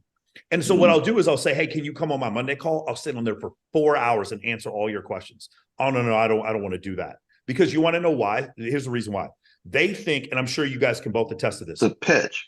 No, they think their issues are unique. Yeah. They think that when their girl cheated on them, it was different because she said this and this before she fucked some other dude. They think they went bankrupt because they took this risk, and then it's different. But it's never different. It's always the same shit. So they need to get on like this one-on-one, and you're like, no, bro, like if you just come on, what you guys all need to understand, the group mentoring aspect of like being able to hold each other accountable, it's scary because it works. It's going to be scary. Like when you fuck up in front of your teammates, it's scary because of it works. And once you realize that it works, and you're like, oh, like I love especially on my Tuesday calls, if a dude got cheated on, he'll come on there, or like he doesn't even know he's being cheated on, or whatever. And he'll come on there, and actually, that's not usually what happens. What happens is we have a guy who joins the program who's going through a horrible divorce or custody battle, and we turn the recording off. And you could tell in his eyes, he's like considering taking his own life. We turn the recording off, and we all just build this guy up because we have to. And there's a community of us that does that. And he's afraid to do it initially, but then later on he comes to the realization, oh, these guys are here and they're looking to help me out. Instead, they're like, no, man, I just want to do a one-on-one call for you to like pitch some idea. And it's like, and it's very rarely creative. Oh yeah. This same goes for the stuff I teach, man. Like when it comes to sex and stuff, like 90% of the questions I get are like, I can categorize into about like 5 different blocks of answers. It's ridiculously consistent. Yeah, ridiculously. It's almost like we're robots in some way. It's this weird thing. Once you've seen it enough times, as helping guys out, you're like, yeah, do we even have free will? Are we that different? Like I keep seeing the same patterns again and again and again. What's going on here? I get that. I will get the same problems from guys over and over again. Half of my problem is I've got 5 books to my name. So it's like if people hit me up out of the blue and they say, hey, Rolo, I'm going to be in Vegas. Can I get you to come sign my book? I'm like, well, you can come to me and I'll sign. That's my point. Like, you bro, can come here and I'll do it, me, like the thing is, me, Sterling, and Rolo are so fucking available. If you just come when we're ready. Like, do you understand? I have a girlfriend. She's pretty hot. She needs me for sex sometimes. I can't be at a coffee shop with you all the time. I can't. I got shit I have to do, man. I rescue animals. I have other things to do. I got to host. Dude, I host 14 hours of content per week. I can't do. It's just so crazy. So anyway, I'm not trying to say this. I'm just saying. I was gonna say, you have seen this like the last couple of, actually probably last 3 shows we've done. There's been some guy at the studio that I say, hey, you know what? Come down. I'll sign your book. You can sit in the green room and watch. I'll shake your hand. I'll hang out with you for a minute. Whatever. I try to be as available as I can, but again, it's like the idea. Like I'll get people who will hit me up in my DMs. They'll email me. They'll try to get me on Twitter. Or sometimes they'll even just try to kind of track me down if they happen to see me somewhere in Vegas. So it's like, say, hey, this happened with the last time we did Babes in Toyland in Vegas. I put my car into valet and I was walking from valet to the club in MGM. And from valet to the club, I had like 6 guys in tow the whole time because they're like, hey, Rollo, I love your work, blah, blah, you saved my life. Hey, can I ask you a question? I'm like, yeah, as long as you can ask me between valet and the club, then I'll be happy to answer whatever you want. The point I'm trying to make is, if my sales team has a question for me, I have literally stopped in the middle of a threesome to answer my sales team's questions. Multiple times, bro. I will bring my sales guys on right now, and they're like, "You're not really having a threesome." I turn the goddamn camera on. I'm like, "I am having a threesome, and I am stopping." They'll have a guy on the call. It's like, "I'm not really sure if I want to join." I'm like, "Okay, hold on. Let me just stop. Hold on, go, stop. Everybody, stop what you're doing, real quick." I don't care at all, like for real. Because why? Because they have value in my life. Yeah. That's the thing. And guys, we're not trying to be arrogant. What we're trying to say is there's only so much of me to go around. If there's only so much of me left, I can only give my time to prioritization, and the rest I can build. I built a free course. You guys can go watch it. I have hundreds of thousands of hours of content. I have in my interview folder on YouTube, there's 500 interviews I've done. But you know what I'm saying? So, I mean, and Sterling, I can't even imagine with you, like some of the questions that you get all the time for people. And it's like, the problem is like, we give you this path that if you want to connect, then connect with us. But then they're like, but one of the problems is the other issue that I'll have is like a guy who's like a dating coach who doesn't know what he's talking about. He's like talking to me like he wants me to pair up with him on some kind of thing. And I'm like, bro, I don't even agree with what you're doing. Like, I don't even understand. I'll give you a pretty good example of like how not to network, right? So this happened like a couple of months ago when I was back in Spain, right? And I'm sitting down having dinner with some of my team members, and this guy comes up to us like, we're on the patio or whatever. He walks past, he's like, "Oh, hey, are you Sterling Cooper?" I'm like, yeah. And he was with his mum, whatever. And he came up and said hi. We posed for a photo. He said hi, said a few things. And it was a great first impression. Amazing first impression. Cool, lovely guy, awesome. I would have given him the time of day, no problem. I actually answered a couple of questions about like business or whatever because I'd finished eating. I wasn't busy. No problem at all, right? I felt like he'd read the room correctly. And then he fucked up. Because then he went and he asked me like, "Oh, where are you working out?" I'm like, "Oh, I'm working out at this gym. It's my favorite one here." Blah blah blah. He's like, "Oh, can we work out tomorrow at like 1 at this time or that time? What time are you gonna be there?" And I'm sitting there trying to like, I thought the guy had read the room, and then now he's gone and tried to like insert himself into my private life. Like I'm working out at the gym with my trainer. It's a one-on-one session, bro. Like, how do you not get this? And he's trying to like forcibly insert himself into my life. That was like, he went from, "Oh, I'll talk to this guy in my Instagram DMs and I'll give him advice if he wants." He went from that to like, "I will not speak to you again." You guys see the words he uses? Forcibly insert. You guys see that? Forcibly insert. You understand? You understand why that's wrong? Some of you don't understand why that's wrong. Why forcibly insert? That's what gets you in trouble right there. Yeah. Yes. See, my problem is I'll talk to those guys, right? I think if I have a failing, it's that I'll actually stop and like listen to the guys because that's what if I have time, I will too. Much ever since I started. But then you run into that, right? And like I mean, maybe it's just because it's just what I've been doing for so long, but like sometimes I have to like self-regulate when it comes to that stuff, especially after like I met you and we start doing what we do, right? But there was a point, I think it was when me and Kaylin Franco, we'd gone to the barber shop and we went to go see this band that she knows there. And it was like 1:30 in the morning and I'm walking, it's a Cosmopolitan. I'm walking from the barber shop back to the parking lot. And I swear to God, I had some guy like grab me like on my shirt, on my jacket. And I was like, is this guy going to kill me? Right? No, he was just like, dude, I know you're Rollo Tomasi. He says, I want to talk to you. You saved my life. I wanted to just let you know all this stuff. And I ended up talking to this guy for like half an hour. So it's like 2 a.m. I'm like, dude, I really have to go to bed. Can I please just go sleep right now? But my problem is I'll stay there and I'll listen to him and I'll try to help too, because it's just kind of like on brand for me. But like, it's just, I don't know, maybe it's at this point, it's starting to become sort of like kind of something I need to like self-regulate myself these days. Yeah. The trick is, ready? There's always a book. There's always a book. And you just recommend the book. And then if they read the book and then they come back to me and they just ask one question on IG, I'll answer it. But they got to read the book. The book is usually Crucial Conversations, or it's How to Win Friends and Influence People, or it's The Rational Male, or it's The Evolution of Desire, or it's The E-Myth Revisited, or there's a book. It's fucking Dichotomy of Leadership, Extreme Ownership, Can't Hurt Me, Never Finish. It's one of these books. And I'll be like, go read this book. And then if you come back to me after you read the book, then I'll answer the question. I do that. And then they're way more receptive. Problem is they've read all 5 of my books before they come in. No, in that case, yeah, for sure. But there's other things like giving yourself permission. Yeah. That's another thing I've noticed is that, like, because I'll respond to everybody like in my emails all the time. Like I literally respond to like every goddamn email. Well, within reason, unless it's like something, right? But what I'll notice as well is that I'll in good faith, and I want to help guys, right? I'll happily answer his initial question, and then he thinks, some guys will think that that's a license to have this ongoing, never-ending back and forth conversation about every little tiny detail. It's like no, it isn't. Like, and I think it's a good lesson for guys to learn in terms of like networking and being just being likable in general as well across the board, especially with busy men. Is like where that line is, like knowing where the line is when you are testing someone's patience, or when you're asking too much, you're trying to take too much. Like, because I'll happily give a guy an answer for something, but it has to be like, but make it easy for me to help you.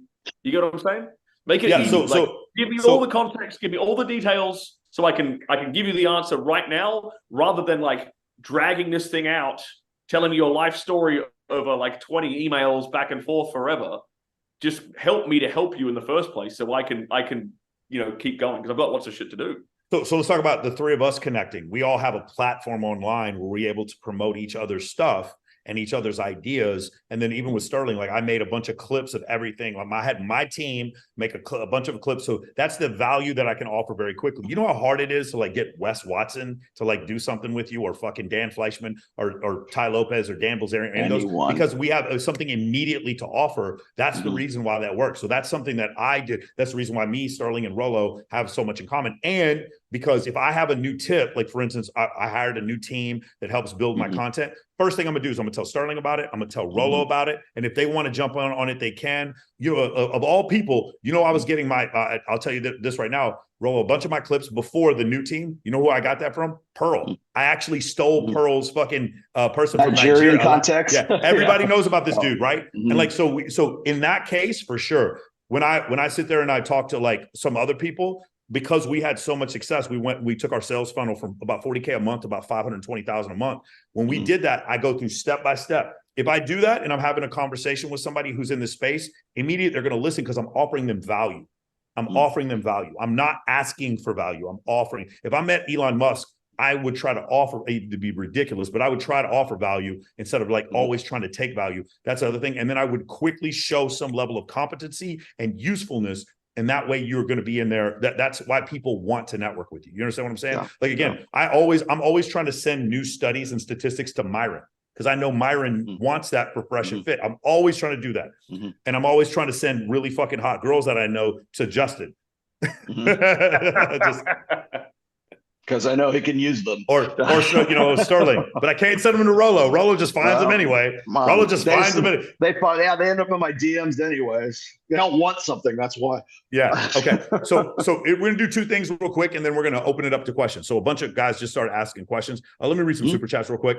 First one, now we're in November. Do you have any opinion, no FAP? In times of periodic celibacy, do you advocate full abstinence from masturbation or a diet? Do either of you guys have an answer for that?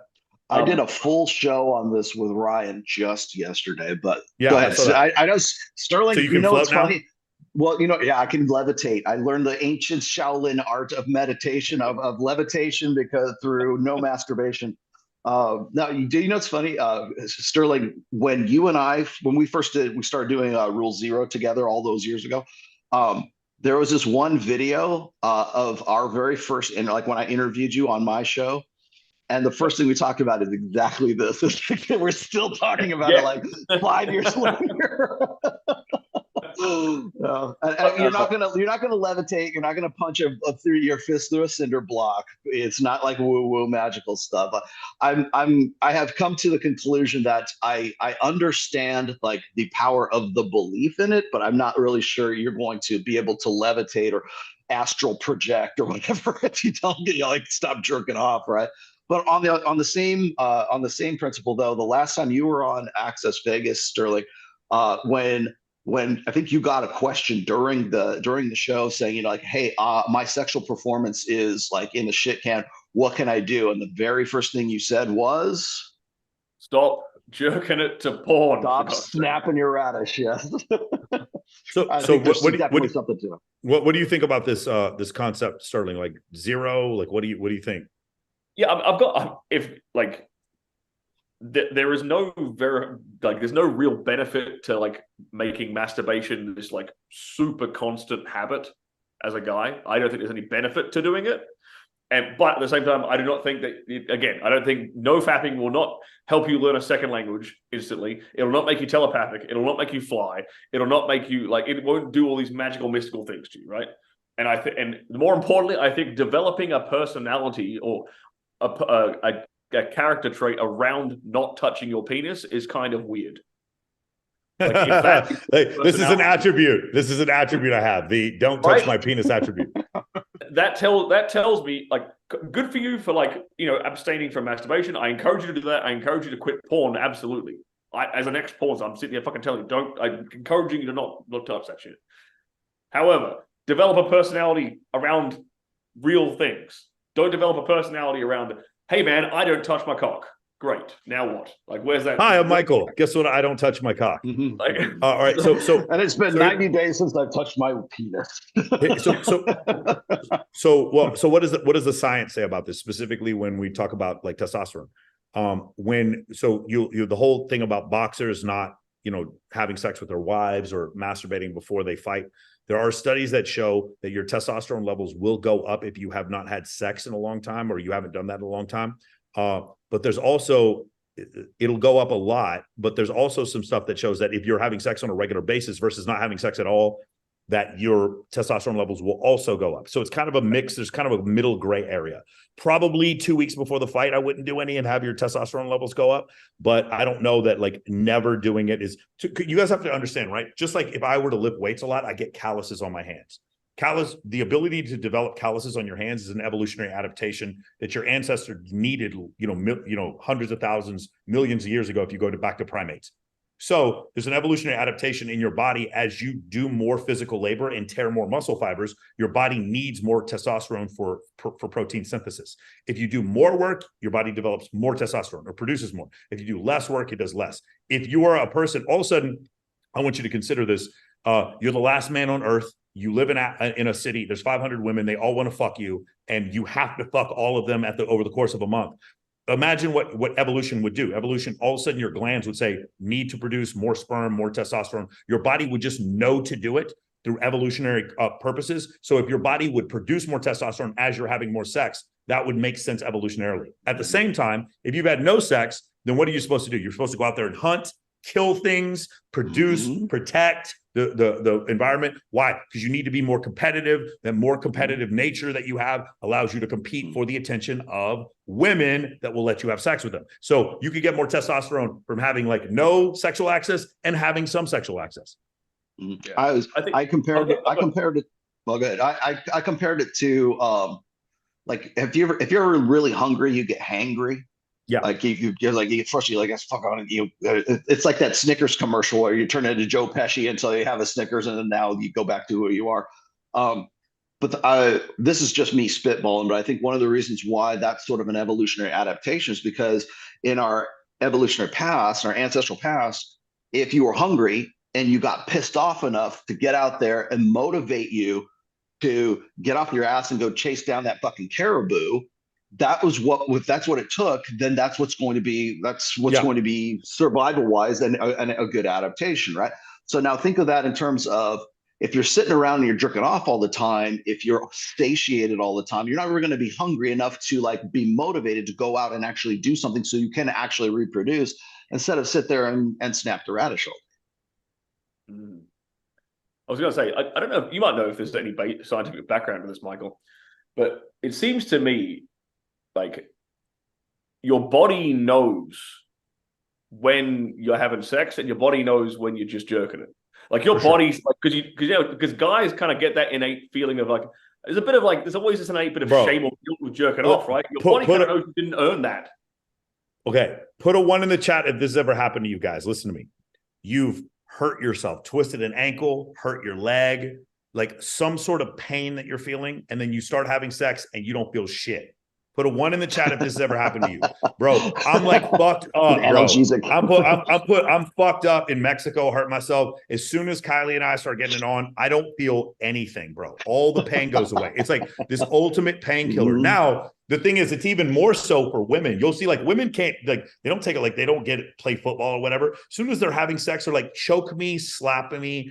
Like, the levels of pain that they're willing, and it doesn't hurt them at all. So, of course, if you're masturbating, if your knee hurts, it's still going to hurt. Like, it's not the same thing. You're getting the dopamine, but without the adrenaline. I think that's probably what it is, because I'm not using skeletal muscles to perform a sexual action. I think that's probably what it is in those two instances, where the difference would be.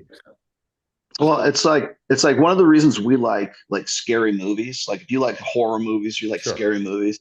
It's meant to provoke a sort of a primal feeling of fear. Essentially, it's like you do it within a controlled environment, obviously, but there's still that want to sort of get back to the jungle and feel like even if you know it's bull, like, like you're just watching a movie, right? But the want or the desire to watch something like that, or even to laugh, even to watch a comedy or something else.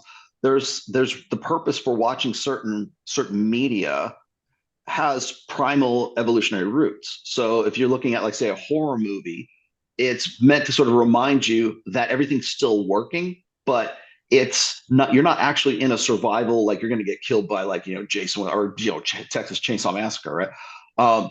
But it's the same thing with, like, pornography, right? It's the same want for that sort of stimulation, but it becomes, honestly, I think it's become too easy. It's kind of like the reason we're fat right now is because we have such access to junk food, and we can go down and have a burrito supreme anytime we want to. We didn't have to kill the fucking food. When you look at the effort ratio to calories produced, meaning, like, there's a reason why lions don't eat rats.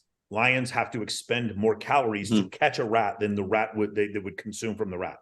For there were periods of human history where people are living very lean, and the amount of energy that's necessary for the younger men of the tribe to go kill the meat and bring it back was just barely less than the amount of energy that was brought back, which is why they ate every part of, whatever they were eating. Now I push a button and a McDonald's meal that is 3,400 calories shows up, and I can easily be afforded on a minimum wage salary to be easily afforded and consumed. Even as an average man making $39,000 a year, you can still afford McDonald's, which is far more calories, sugar, salt, and fat, carbs specifically, than any of your ancestors could ever produce. You can consume more calories than the king of England in the 15th century probably could, with less work and less effort. And that's the part that's just absolutely outrageous when you consider.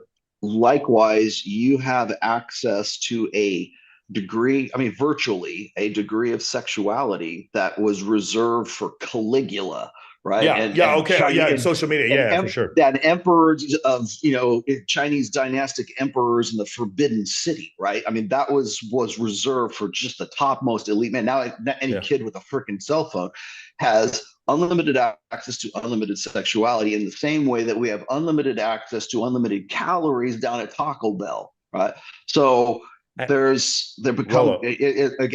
genetic gap is what. We're old enough to remember this, like when you had to go hide the porno mags out in the forest when you were a little kid. Yes. Okay, so we remember that. But hold on, Sterling. Like it's pirates' gold. Sterling. We earned that though. Yeah, Do you see why it's different? for it. We had to work for that. We earned that, bro. We had to ride our bike out to the fucking forest and dig that shit out from underneath the tree. We earned looking at porn back then. We had to earn it. Now it's like you're fucking little kid. It's like, are you 18 and up? Yes. Yes, I'm 18. Are you kidding me, bro? That's crazy, bro. The first time I saw a pornographic image, I was on the Ethernet in 1999 or 1996 at University of Texas at Austin. And I saw a pornographic image on the internet. I was like, oh, it only took 49 seconds to download one image. I was like, oh my God. One little bit at a time. Just like a little bit like this. And then a little fucking 1880 modem or whatever the fuck it was, 56K modem. And I was just like, oh my God, it's so fast. Oh yeah, that was collateral, man. That was like you would save that and trade it like it's. Or you could trade it for a bike. You get a new Schwinn bike for some porn back commerce, then. Man. Yeah, bro. Well, you know what's funny is like I'll listen to like old Beastie Boys songs. They'll be talking about like how your mom threw away your best porno mag, and people are like, what the fuck is a porno mag? Yeah, it's like because that was a big deal back. Bro, you want to know what's crazy? I've never told anyone this story. I hope Kylie's not listening. There was a girl named something Lee. I forgot what her name was. And she was in like the Fredericks of Hollywood thing. And she was also like, she had done like Playboy or whatever. And I was like the biggest fan of this girl. And I was like 12 years old or whatever. I ended up managing a strip club like years later, and we hire her as a feature. She's a little bit older, and I ended up dating. Like from like the porno mags I looked at when I was like 14 years old. I ended up dating this girl for like, in fact, the day we got Osama bin Laden, I'm like sleeping in her bed in La Jolla, listening to Rumsfeld talking about we got him. Like I'm like sitting there, and then like a month later I leave for the U.S. military. Like the next day or the next month I leave for the U.S. military. It was so crazy. I'm like in bed and I'm looking at her and I'm like, dude, this is a girl I used to jerk her to when I was 14 years old. It was like crazy. It was just a crazy experience. I mean, I've had that exact scenario. Oh, of course, yeah. For 5 times, like yeah, because for me it was like I'm the same age as them, right? Yeah, I got into it later, but they were like 18 when I was 18. Yeah, so that's exactly right. Yeah, that's exactly right. Yeah. I mean, that's happened to me in Vegas too, where it's like Instagram models I used to have like, and then I meet them, but they're like, it's been 10 years. So like they're 35 and I'm 45 now. And like, they're much more attainable. I think that's probably the way to. Oh yeah. I think it's still fucking Puma Swede or fucking Nicolette Shade. Like it's still her. Yeah, it's still, I know. Cause you put them on like a different like level. I shouldn't probably tell you the whole story of this, but if we talk about this. Hold on, how bad it gets during the AVN Awards in Vegas. I have guy friends who will tell me the truth that I do not pay for sex, but like these dudes will drop money to go fuck like Nicole Aniston or whatever. And it's like $3K and there's a menu, bro. You can see a menu to fuck your favorite porn star. And these dudes are so excited about it. And like, I'm like, dude, I can't believe you're doing this. That's crazy. And then afterwards, of course, I'm asking, I'm like, so what happened? Like, what really happened? But it was like, we're sitting there walking through the wind. And then I can't remember what the girl's name, but it was like a really famous porn star walks up, talks to my friend, and then they leave and go up to the room. And me and my buddy are like, what the fuck just happened, bro? Like, what's going on? But yeah, I mean, like, that's how crazy it gets. And it's just like, bro, I would just rather have a normal life than like try. Because the problem is, here's the issue, guys. I'm gonna tell you this right now. Any of you guys who are considering this, like, I just want to make a bunch of money and then I'm gonna pay for prostitutes. If any of you have even considered that idea, the problem is there's no way back from that. True. There's no way back. It's so hard to come back from that. Because what happens is when you come to a performance coach like me and I try to get you back into the game where like you can generate attraction from normal women, as soon as you feel any kind of pushback from a woman, what do? You go pay for hoes again. You go pay for hoes again because it feels comfortable. And then it's worse than alcoholism. It is so hard to get golf dudes off paying for pussy. It is so hard to get them off. So don't do it. That's why I tell guys, like, once you're in that realm, it's really hard. It's really hard. And the other thing I'll tell you, you know what, another great way to get off porn? Have a girlfriend that wants sex 3 times a day. And if she's 20 years younger than you, that's generally what she's going to want. I'll tell you right now, like, you asking me if I have a problem with porn, I don't fucking know. My girlfriend's 21 years old. I have no idea. I don't know if I have a problem with porn. I really don't know if I have a problem with porn. I could not answer that question. I couldn't. That's the most practical piece of advice I've ever heard on this topic. Yeah. Well, I've always said is that, if you buy a man a hooker, you get him laid for a night. But if you teach a man game, you get him laid for a lifetime. Yeah. Yeah. If you teach men game, you better teach them how to get a prenup. Yeah, and that too. Yeah, boy. Okay. No, I was going to So say, here's what, I'll throw out one name here. Go look up. Here's a centerfold. Her name is Simone Eden. That's all I'm going to say. Just okay. look up All right. Simone For Eden. sure. That was your favorite. All right. Here we 19. go. No, that was the one that's part of the roster. But yeah. go look it up. Here we go. 1989. Best city to move to pursue DJing and music full time. Thinking Miami or Vegas. Money and time were completely taken care of. Taylor, you're correct. I would say Miami or Vegas. If you want to DJ, I would probably say Vegas, just because there's all these little venues where you can DJ and then just kind of like pick your game up from there. But the other thing you can do is actually use your money in order to build a social media following so that people actually want you to come DJ at bigger and bigger venues. That would be the answer there. All right, guys, there's a ton of guys on the call right now with questions. So here's what's going to happen. If you super chat, I'll still answer your question for those of you on YouTube. For those of you who are not on YouTube or are here joining us on Zoom, I'm going to go ahead and answer your question. We do kindly ask that you face the light and turn your camera on. That's one of the skills we teach in Men of Action, is how to talk on camera. So here's what we're going to do. We're going to go to it's Kai Kang. It's Kai Kang. Go ahead and answer your unmute yourself. Hello. What's going on, man? Can you turn your camera on? Hey, how's it going? Hey, what's going on, man? Hey, so I had a question for Sterling Cooper. I actually have a few questions that I wanted to ask you. So I want to get started into like becoming like a Playboy model and stuff like that. What would you say? What would be the best way to get started into that industry? Well, modeling isn't something I specifically have much experience with. I do have friends who've done that quite extensively, though. For a start, you need to be in like not bodybuilder type shape, but think it's like a fitness model type shape. So not a huge dude, but like aesthetically lean and aesthetically. Ryan Reynolds. Look up male strippers and like Thunder from Down Under, or look up like Chippendales. I think that's what you're saying. You said Playboy model. There's not really male Playboy models. Yeah.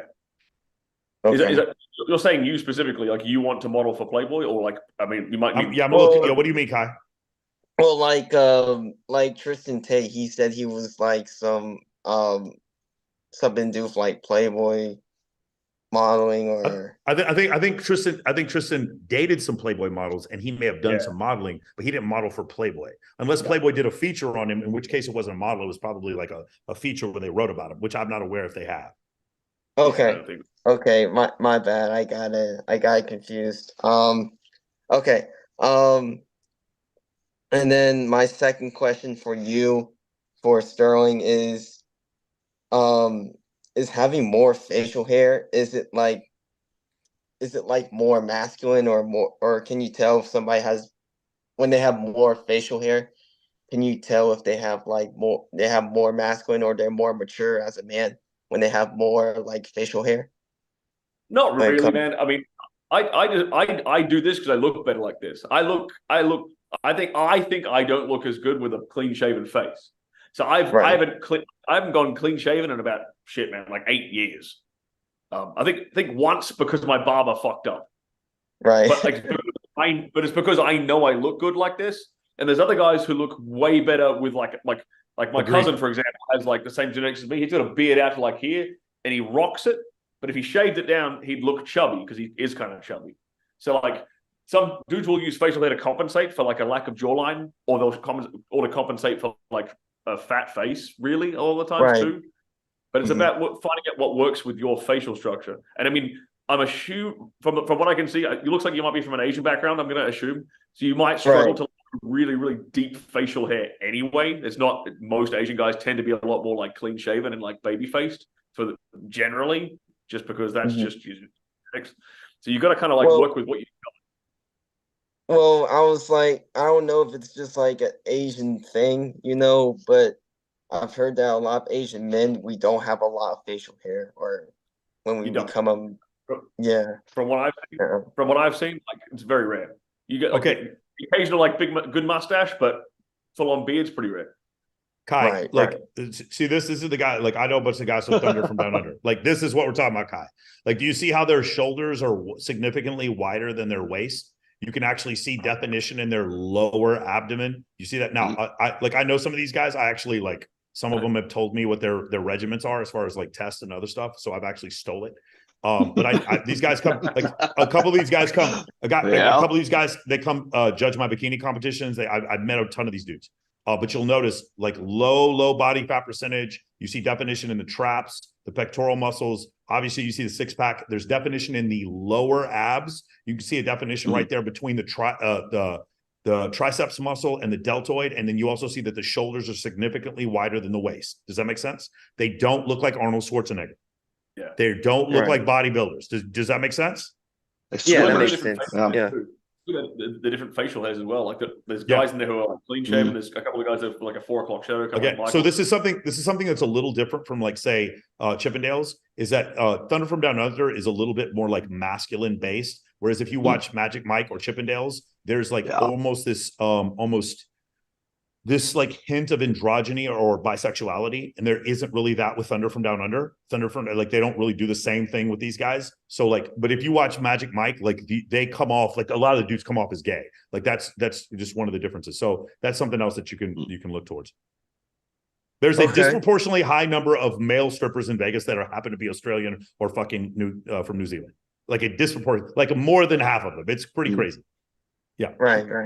Got it. So, the thing is, like, the thing is, like, I would be very brutal. Like, I couldn't do that, and I'll tell you why. I just do not have the width of my shoulders. It's like I have big old fucking Colombian hips. Would not have the hip to waist ratio, and I don't have the like I don't have collarbones. Like I would not look good. No matter how ripped I get, I'm never gonna look like that. I just know that that's how my genetics are. So those are some of the questions that you have to ask yourself. Okay. Right. Got it. And then the other thing I would ask you is, why do you want to become a model? We had a guy come to MOA Summit last week, and he wanted to become a male stripper because he thought that that's how he's just going to get a bunch of girls. Do you want to do it to get a bunch of girls, Kai? Is that why you want to do it? So not stripping. I don't want to do any stripping or whatnot. I just want to become like a model per se.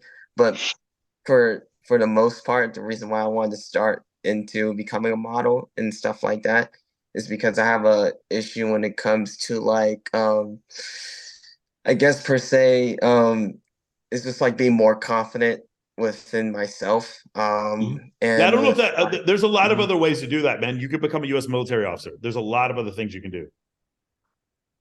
Right. But also, hey, Kai, if you had 8 figures in your bank account and a hot girlfriend, you'd be confident too. There's a lot of, you could also just choose to be confident. You could also there's a bunch of other things besides being a male model. Yeah, and you can building your best body will also build that confidence too. Like you don't need the job to go along with it. You know what I'm saying? Like just being the guy who gets in the gym and builds his body to the point where he can build it is gonna give you that confidence. And then you'll be walking around in the park with your shirt off, you walk around on the beach with your shirt off, and that's where the confidence will come from as well. It's like your ability to feel comfortable in your own body out in public as it is. Right. Is that good, Kai? We got to get on some other questions. Anything else? Yeah, that's it. But thank you, Sterling. Thank you, Michael. I love it, man. I appreciate that. Hold on a second. We had another question here. What happened to it? Robert G. Robert, what's your question? Go ahead and answer. Unmute yourself. Hey, what's up, guys? Can you hear me? Yep. So I was just curious about your program as it relates to, and I've kind of looked a little bit into you, but do you find that it works for, let's say, single fathers? Oh my God, yes. Yeah, like you would probably be the second most represented group in my entire thing. Yes. Yeah, a lot. Like if you were like, well, who is my key demographic? It would be U.S. military officer with a master's degree who's going through a divorce. Like that would be like the core guys of my product, my program. Yeah, 100%. Well, I'm post-divorce, but well, okay, cool. I mean, but yeah, that's generally what it is. But like, for those of you who wonder, like, this is what MOA looks like. This is the MOA classroom right here. This is what it actually looks like. Okay, this is my birthday. Didn't pay a single girl to be there. They showed up completely and totally of their own volition, just to hang out. This is what the program can confirm. And that is my girlfriend. Okay, so if you guys are curious about it at all, that's what a typical weekend men of action looks like. So Robert, 100% single dads. There's a ton of. I wish single dads over 50. That's another one we do really well. Over 50, we have a ton of guys joining the program. So Robert, yeah, that's not even an issue. If somebody else is in MOA and wants to talk to Robert, you can definitely do that. But Robert, make sure you join the free school server and just ask, hey, does this work for single dads? And watch there'll be dozens of them that'll step up. Just make a post in the free school server. Hey, I'm a single dad. Just curious what your experience has been like with the program. Right. Cool. Thanks, man. Appreciate it. Got it. I love it, man. Awesome. Let's keep going here. Let's do Jacob Alley. Jacob, go ahead and unmute yourself, Jacob. Yeah, thank you, Michael. Rollo, I just had a quick question for you. I like to read specifically, and when I was looking through the read, I was kind of confused on your chart. Why Which did it one? say the chart on the SMV? Okay. I was just wondering. Why did it all of a sudden in your SMV chart all of a sudden go up at the age of 23 and not at the age of like going into your mid age up until your 30s? Now, for men or for women? Because there's two charts that they overlap each other on that one. Well, I'm looking at it now, and it's starting to go up at men at 23 specifically, but then it overlaps at the age of 30 specifically. Right. I saw on the chart that, yeah. Okay. Because I'm seeing the men go up at 30 though. So the reason why, so when I produced that you got to remember, I put that graph out that's like probably the most infamous graph that I've ever done. And when I was putting that out there, it was just sort of just me spitballing. But over the years, over the decades that's been out there, it's been backed up by so many different ways. Whether it's Hollywood actors like making money at certain ages and like how employable they are, or hell, I've even had even Rob Henderson and some evolutionary psychologists have actually backed up the statistics of that. But what it was really applying to is that it takes longer for men to mature into their peak sexual market value because men and women are looking for different things at different times. So, for instance, when I say, and you'll hear Myron say this as well, is when women's sort of sexual market value burns bright and hot, and then it fades off. And then for men, it's like this slow burn that it's a slower arc. But for guys who are, say, in their 20s, they're still in that building phase. So it goes back to when I say men must become and women just are.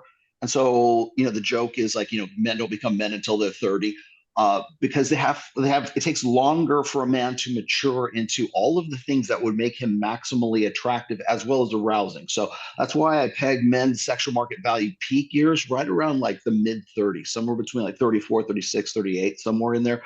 That's about the time that guy has now gone through the military, has now made partner in the law firm. Now he's a surgeon. Now he's done something. So he's sort of come into his own. And if that guy remains single up until the point where he's like maybe in his mid 30s, he's going to be at a position in his life where he has hopefully, if he's maximized his potential, he has the same or better sexual selectivity than a woman who is about the same age at, like, say, 22, 23, 24 years old, because men select for beauty and fertility and youth and sexual availability, whereas women have a longer list of criteria for guys. So he also not only does he have to be 6 foot tall, he has a six-pack abs, he's got to make a six-figure income, but he also has to be accomplished. He also has to be mature enough to be a good judge of character. There's a lot more that goes into what makes a man maximally attractive, and it takes time to mature into that. That's why women tend to date men who are anywhere between 3 to 7 years older than they are, because they know that guy's already, at least if he's not a made man, he's on his way to becoming a made man. And so that's why I sort of gradually put those bell curves in the position that they're in. Okay. That's all I had. Thank you, Romo. Sure. Real quick, let's do Crypto Rain. Crypto Rain, you had a question? Yeah, hey, I'm leaving in just a second. I appreciate you squeezing me in. Sterling a question. Sterling, this question's for you. I took one of your courses a few years back. You did an amazing job. I wondered if there was a list of the different courses that you've created and where I could find that. Easiest place is just go to sterlingcooper.com.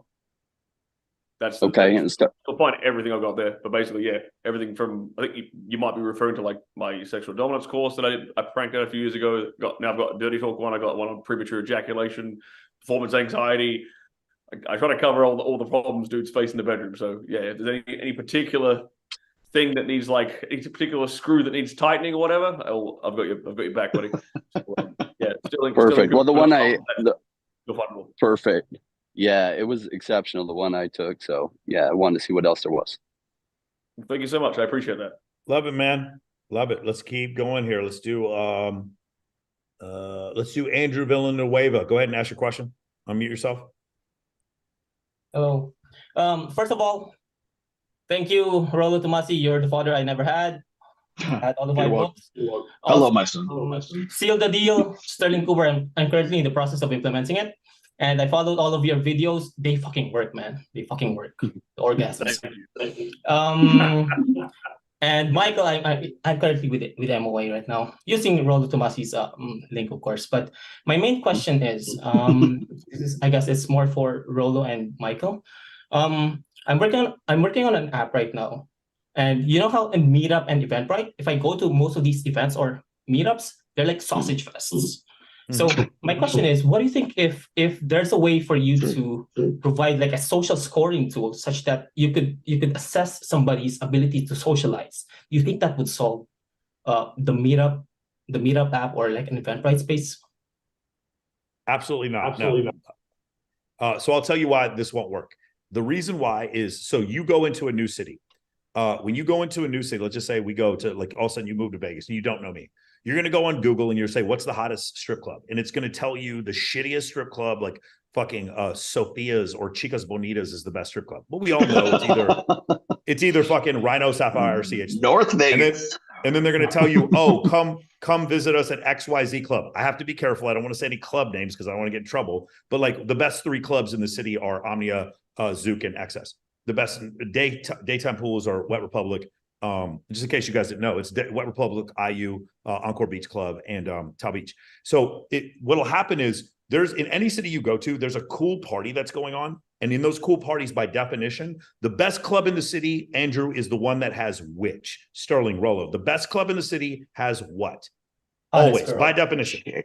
Always has the hottest girl. It doesn't make any difference who the DJ is. It doesn't make any difference what kind of cool lighting they have. By definition, the hottest club is the one with the best club is the one with the hottest girls. And by definition, the best party is that as well. So in those arenas, they don't need you. So if you look real quick, like, so if you were to look at just like, this is my birthday party. So in order for me to do this, how many girls and guys do you think I invited? If you were going to ask, how many girls do you think I invited? How many guys do you think I invited? I know that 1,500 said 100 guys.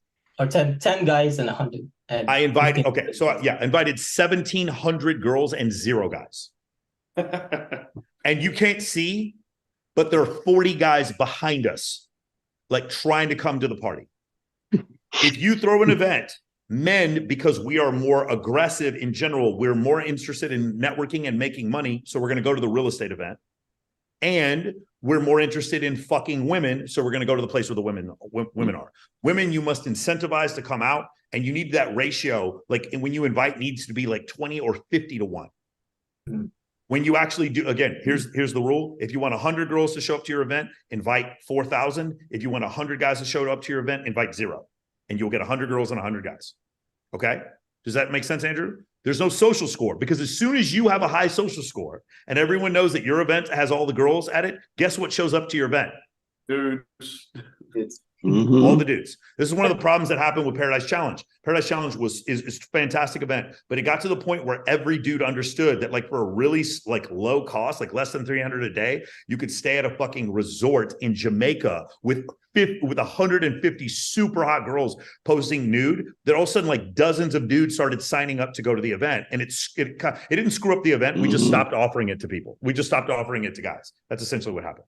Yeah, and I mean, this is not for like high status though. The target audience for this one is like the medium average and to like the lower average. For a medium average guy or even a girl, their definition of like a high quality event It's just that it's not a sausage fest. So basically, it's like if there's a way for you to like filter out the guys who don't have any social calibration.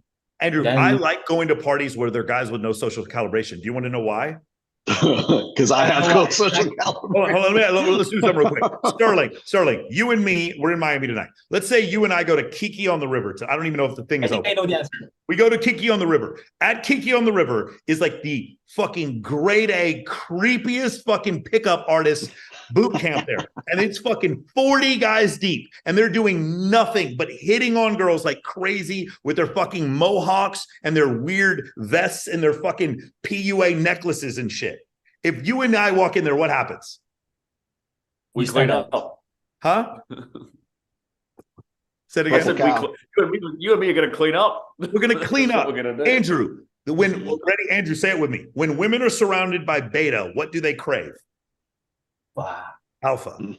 I love going to parties where there's weird dudes. I never have an issue with it, ever. I used to do this, and I feel horrible admitting this, but I'll just admit it now. I used to go to places where I knew there were pickup boot camps and just follow them around and then I'd be like, hey, I just got to go. What did that creepy dude say to you over there? And the girl was like, he said so. She would look at me. She goes, oh my God, you saw that. And she would touch me. You saw that? It was so fucking weird what he did. Oh my God. She would just get so excited to talk to a normal person.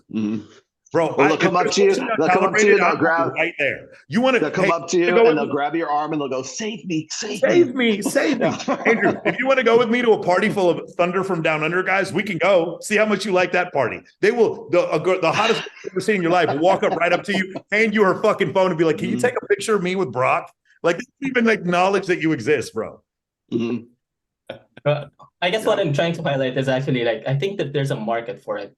At least for not the highest of status of guys, but for the average guy to the average girl. At least if you could make it better, it's a better version of beat up using social scoring. That's all I can think.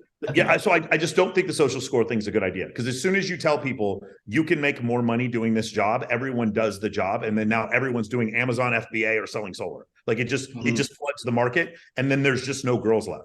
If everyone was just getting quality grade A top tier 10 vagina off fucking Tinder, there'd be nothing but dudes on Tinder until they fucked all those girls. To the girls are like, this fucking app sucks. These guys don't want a relationship. All they want to do is fuck. And then all the girls leave, which is exactly what happened. Okay. That happens right now. I've met lots of my female friends through Meetup and Eventbrite, and usually, yes, exactly. I've had experiences where, exactly as you said, I kind of cleaned up because I'm one of the normal guys that they talk to, and they become friends with me. It's on my Instagram right now. But what I see is that if you could solve it for the women, the guys will just follow. So basically, what you could do is you can have an app. You don't have to. I have a better idea. You have to have guys. I have a better idea. Well, because what you're essentially is this a play on that app that women already have, where it's like rate my boyfriend or don't date him, girl, where it's they have these. It's supposed to be anonymous, right? But it's if you're dating the same guy, or they'll make some sort of profile for that guy so that other women know that, okay, he's actually a cheater. He's actually like this. He's actually not as cool. He's actually not an attorney. He told me he was an attorney, but he's actually a sandwich artist at Subway. It's this sort of, again, it's that social, it's like a record keeping almost. I forget, there's a name. It's not Lulu. It's something else. But there's an app where I think it's don't date him, girl, or something. Where it's if they're dating the same chick. But okay, so here's the problem, Andrew. Are you in MOA right now? Yes. Okay, so one of the things you're going to learn very quickly is that the people who are having the fun parties don't want you there because you have a dick. I don't know how else to explain this to you. No one wants you to come to their party with hot girls. No one wants you at a party. When there's a girl and there's a better ratio, it's more girls than guys. No one's going to invite you. Do you understand that? If you're famous, if you can make the money, or if you're their best friend, maybe. The rest of you don't. Again, one more time. I mean, I hate to keep fucking pounding the rock on this one, but this party right here. Do you know what the flyer looked like for my birthday party? There wasn't one. I didn't tell anyone. I told no guys that I was having a party. None. 0 dudes. And even with me telling no guys, fucking 50 dudes showed up that night. Man, I could have made you such a great flyer for that party. Yeah, but I don't want a flyer. I want no dudes to know about my parties. When I have parties, it's nothing but women. We don't tell any dudes about them. Andrew, no offense. If you lived in my city, I was throwing a party full of fucking women, I wouldn't invite you. So your social score doesn't work. Again, Andrew, you're asking me, what are the best top secret fucking missions that the United States government went on? You're not going to know. We're never going to tell you. That's the point. Yeah. I mean, no, I'm not actually talking about giving access to the average guys to the highest of parties. Giving access to any parties. Even if the fucking ratio is 1-to-1, it's still a high status party. Most events in general, if you go to a bar or wherever, it's more dudes than girls. Yeah. True. Okay. Unless you're in Vegas, because we let girls in free and we charge guys $135 to get in. That's where that's where the ratio is even in Vegas, or more towards the women. Make sense? Well, that dynamic. You haven't finished the course. Please finish the course. This will make a lot more sense to you. You just if you go up, if you're just talking about, by the way, there is no such thing as an average guy anymore. You're either like doing really well and you get girls, or you're garbage. There's no average dude. There are average women, but there's no average dudes. To women, there's no such thing as an average dude. There's dudes that 10 women are trying to fuck, and then there's guys who get no pussy at all. There's no real in between anymore. Okay, so there's no average guy for average. This is not 1985. There's girls looking at dudes on social media, and then there's dudes who have shit going on. That's all there is. So what you're explaining doesn't exist. Okay, yeah. I'll go back to the drawing board. finish the course, and then ask me this question again once you see some more examples. Okay? Yeah. Cool. Thank you very much. No, of course, man. Anytime. Welcome to the course, by the way. Welcome. Thank you. Let's go. Mike, that dynamic is like so reliable in Vegas, because remember when you and I went to Omnia and you're like, yeah, that girl over there, she's an atmosphere model, and they hired the girls to be at those places. They had to hire girls to be at their table to keep the ratio. Or the reason why they like you to come to Zook or Hakkasan or whatever is because you 12 girls with me. 30 girls with you. They're like, hell yeah, come on and drink for free. You know? Guys, I want you to consider, like, do you understand? It's not that like women are scarce. It's that there's a few men at the top who have an abundance of women and the rest of the guys don't. I want you to consider this. Sure. How much, write it in the chat, guys. How much dick are women offered every day? Write it in the chat. Write in the chat. How much dick are women collectively? There we go. Limitless, infinite. Women are offered infinite dick and still try to steal each other's boyfriends. Why? Think about what that means. They're infinite dick, and they're trying to steal each other's boyfriends. I'm dating Kylie. The fucking attention I get from women, and I was getting a ton before. The attention I get from women now, like, hey, let's party. Where's your girlfriend? It's like, oh, I'm not with her. It's like, over. I'm like, are you kidding me? What the fuck? They get infinite dick offered to them, and they're still trying to steal each other's man. Why is that? It's because when you're in that selected few, you get all the women. When you're not in that selected few, you're just leftovers. Unless she's drunk or fucking Molly or something. Molly, mushrooms, marijuana, fucking coke. One of those. Then all of a sudden you get chose. That's the way it works. Does that make sense? And then for those of us who are in that group, which I'll let you right know, it's me and Sterling are. When you're in that group, you don't even notice it. You just go out and it's just not that big of a deal. You just know, I could probably sleep with this girl. This girl probably likes me. I talk to this girl. And when I go home, there's like 7 others that want to go out with me. And when I go to Miami, there's these girls. When I go to LA, there's these girls. When I go to Vegas, there's these girls. And then in different social circles, again, I'm in a relationship, so I'm not doing this anymore if Kylie's watching. But like previously, there'd be a social circle of like 10 girls. And I knew it was just like a matter of time. Like eventually, like, you know what I'm saying? It was just a matter of time before, she's not your turn. That's true. Okay. And then for the rest of the guys, there was just nothing. You're just leaving. You want to know the guys who aren't getting laid? It's very simple. They leave heart eyes and comments on girls' Instagram posts. That's how you know when the guy gets no pussy. I have never on my girl. I don't even leave comments on my girlfriend's post, but you do. Think about that, bro. We are not the same. Think about what that means. Right, I want to know what a pickup artist necklace looks like, so I don't have one. It'd be like clamshells or like fucking sparkly shit. I need to know what to avoid. Tell me, because I wear necklaces. Well, I could write a book, bro. I could write a book, bro. The big old the PUA vest made guys look fatter somehow. It made them fatter. I don't understand how they're already fat. The PUA vest made them fatter. All right, let's do this. PUA necklace. Eric Tang, ask your question. Eric Tang. Eric Tang. Hey, how you doing, Michael? Just a quick one. Do you actually have a recommendation for like a video editing course and also like a course to actually like capture footage, like learn how to do both those two skills? Corey. Oh yeah, you talk Corey Cheloff. Do you have any Sterling? Do you have anybody who does your content that you recommend?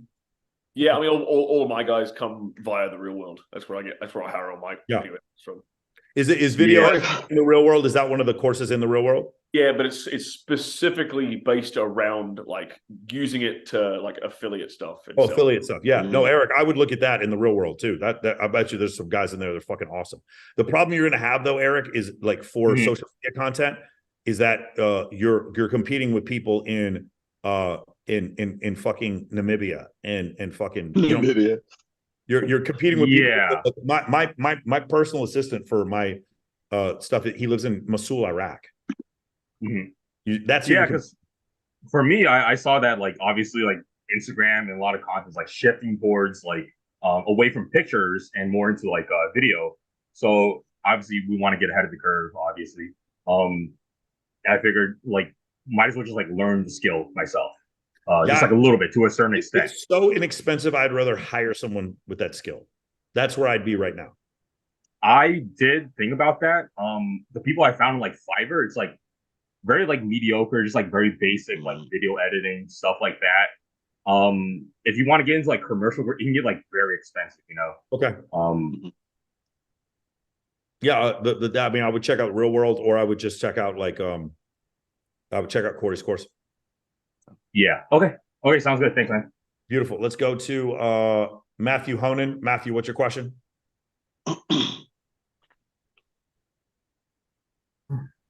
Two quick questions. The trafficking charities you use, we're starting to get trafficking in my area. What are the names of those? A friend of mine's getting them at her clinic. The main one I work with is the Shade Tree in North Vegas. Is that only in Clark County? Yeah. Oh, okay. Yeah, we don't like the big trafficking charities. We don't really have anything to do with that. It's mainly domestic abuse and trafficking. Okay, because I don't see it, but a friend of mine's starting to get a lot of that in her clinic. The other one is you say you take notes with when you read. I do. I listen to a lot of books on tape, mostly when I'm driving. Not a good way to take notes.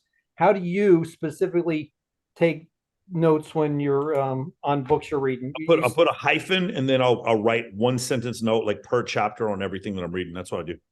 I don't take long notes because I'm not going to refer to long notes, but I have like one note on every chapter of like Bilzerian's book.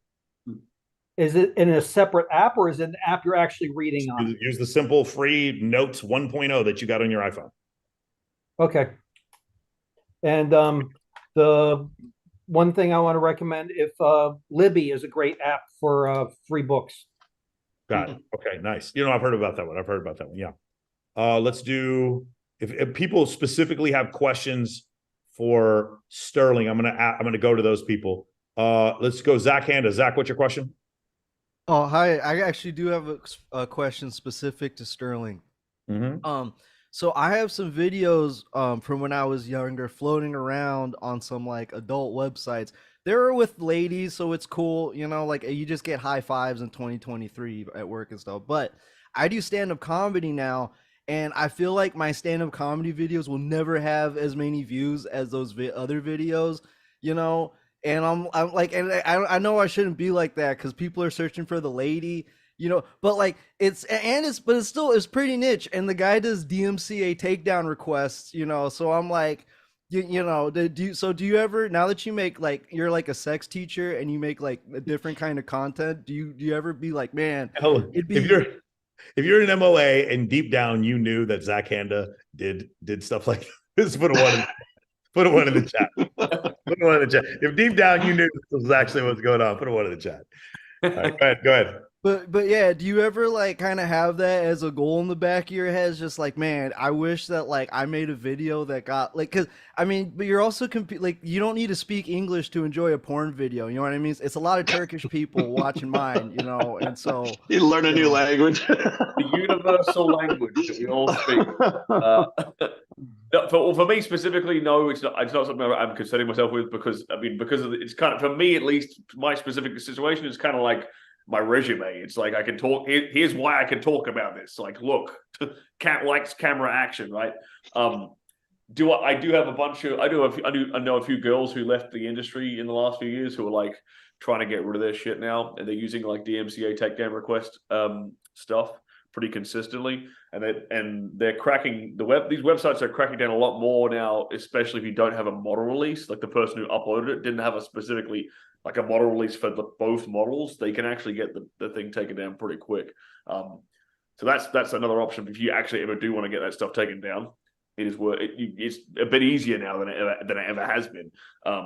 But I will say as well, like in terms of like the views you worry about, okay, my comedy stuff isn't getting the numbers that my pornos did. The quality of the views are very, very different. Like the people, like dudes will like bat through like a million tabs at a time. They're not really paying attention. So like, yeah, maybe that porno has like 10 million views. Like that's not, people aren't paying attention to like you like above the nipple in 99.9% of those views. Zach, I tell you what, let's go ahead and take let's take the clip and then let's send it to Tristan and then ask Tristan what he thinks about you doing porn, and then just see if he thinks that you should do something about it. I don't know. You guys don't have to share the it's cool. That's why you use a different name. Nah, Zach, that's what Michael pays me to do, so we're all good. Yeah, just send him the porn, Tristan. Okay, that's literally my role at the company. Is exactly this role. Clients porn. That's what we do. Awesome. Very cool. Let's talk about this tomorrow, Zach. We want to know what you did in the video. All right, let's go to Ice White. Ice, what's your question? Alrighty. Oh, fuck. Just moved that. So just hours ago, I have been planning for some kind of podcast episode about polygyny. I think Sterling, would that be a bit relevant to you? Would love to have you on if that's the case. I can talk. I mean, polygyny specifically, I think technically I'd have to be married for that to be technically polygyny, or have kids with them, or multiple girlfriends thing I can talk about. Yeah, not really doing that right now. I fired all 4 of my girlfriends at the beginning of this year. So I kind of wiped the roster clean to start fresh again. But I can still that counts. I can still definitely talk about how that worked and how I managed like that, especially because they were basically all in very kind of different locations as well. Like 3 of them were extremely religious girls as well, so it was a very interesting dynamic. Oh damn! All from Utah, maybe. No, not Utah. No, the old country. Not Utah. No, that'll be good. Yeah, that counts. So I'm just gonna have everyone who's on there is just gonna have those kind of experiences, so we can all discuss that kind of thing. So I sent you a message on Instagram, or just let me know if there's a better place. My email is better. Go to my website sterlingcooper.com and just go to the chat bot. That goes straight to my email. All right, thanks. Love it, man. All right, let's go to Alan. Alan, what's your question? Hey, what's going on, guys? So I'll go ahead and jump right into it, Michael. I have a quick request for the podcast with Walt and Myron. I think you guys disagree a lot on the idea of having female friends. I think it'd be extremely valuable if you guys can tap into that, just because I know Myron has some real strong opinions about that. Yeah. So that's the first one. And then I guess the second question, how much money do you think someone should have saved up before moving out to like a place like Miami? I'm not necessarily a bigger earner quite yet, but I'm closer to that than I am to 75K. Sterling, what do you think about how much should they have saved up? The thing is also, Sterling, you lived in the United Kingdom and Australia? Yeah. Okay, so those are places where taxation is significantly higher than Miami. Miami, it's a higher cost of living, but you're like, if you're making $1 million a year in fucking Australia, what's like 60% of your money is going to taxes. So yeah. So I mean, for a bit of context, the two different places I live in, we're both in Midtown. First one was about $2.5 grand. That was a 2-bedroom place. Second place was about $4 grand a month. Those are the two places I went, but that was here in Midtown. Very, very nice apartment. Very like the second one, especially like super high. I mean, Michael's literally in it right now. That's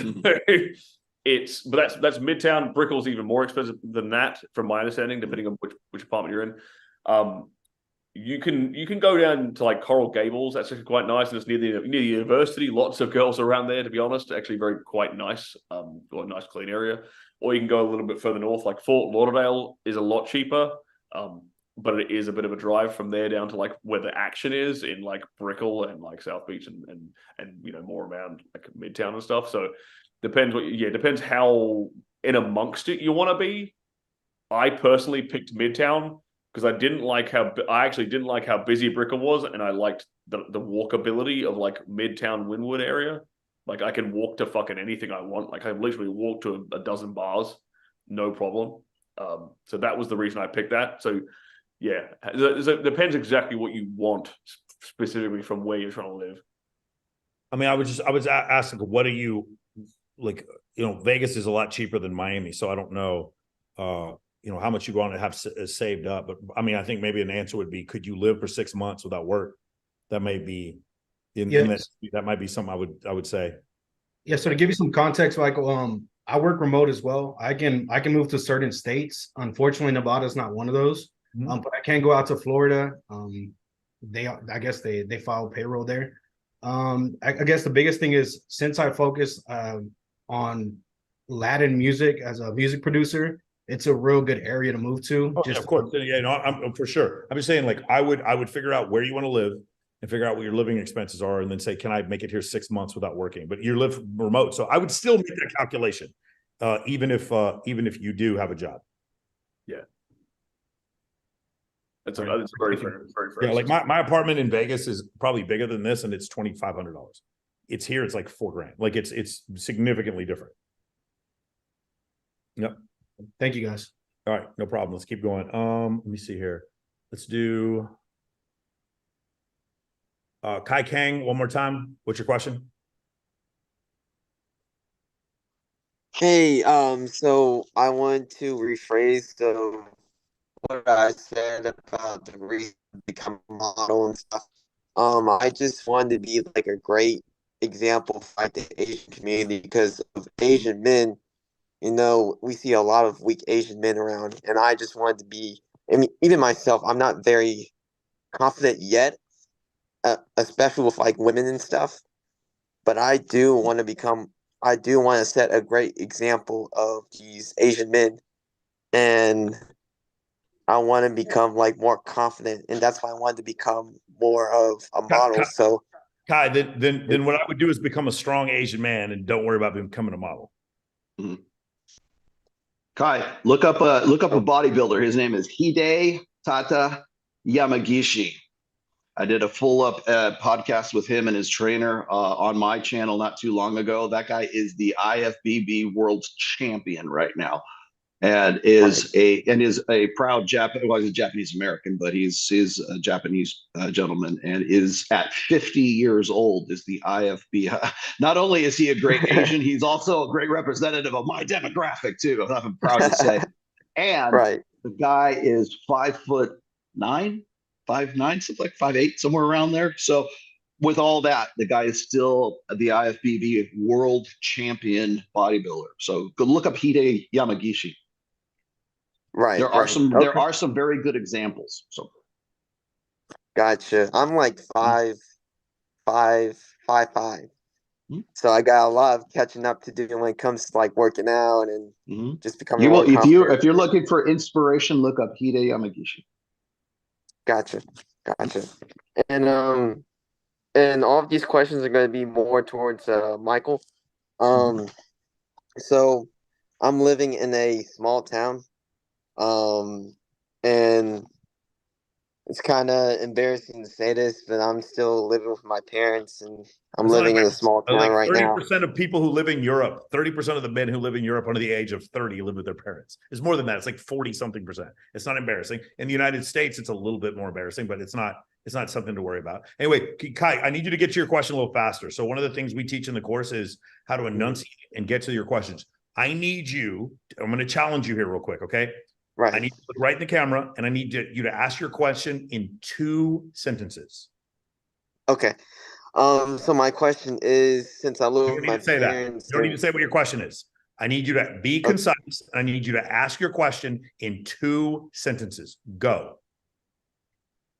Right. What should I focus on when living in like a hometown, like a small hometown, with all the circumstances that's going on with me right now? Should I start investing to like other in other business areas, or should I focus on saving 100% and then moving to like a big city where I can have opportunities of like inviting girls, starting events and all that stuff. And yeah.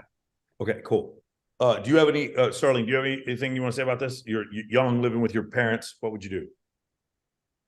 I'd focus on getting like it sounds like what I've heard before, where you want to be is probably going to be in a bigger city. Sounds like the places, the aspirations you've got in mind, you're going to find in a bigger city. So I think you're going to have to focus on like getting some kind of financial, like getting your wealth built up, getting some savings built up, so you can make that move and getting away from your parents for a little bit. And it sounds like a small town, going to be less opportunities for you to take advantage of the things that Michael teaches you.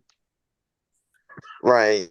And I was thinking about just saving completely and not just worrying about investing at the moment, just saving and then moving to a bigger city and then start investing. But you moving to a bigger city isn't going to make a difference if you don't have a skill set to make money in the bigger city. Or about getting a better skill set and making more money first. Okay? Right. Okay. And by the way, that could include, depending if you want to get a vocation, going to college, although in a lot of cases it won't, but it could if you wanted to be like a doctor, a lawyer, accountant, or a military officer. But other than that, probably not college. Can I give you a book suggestion to read right now? There's a really great book. It's by Robert Greene. It's called Mastery.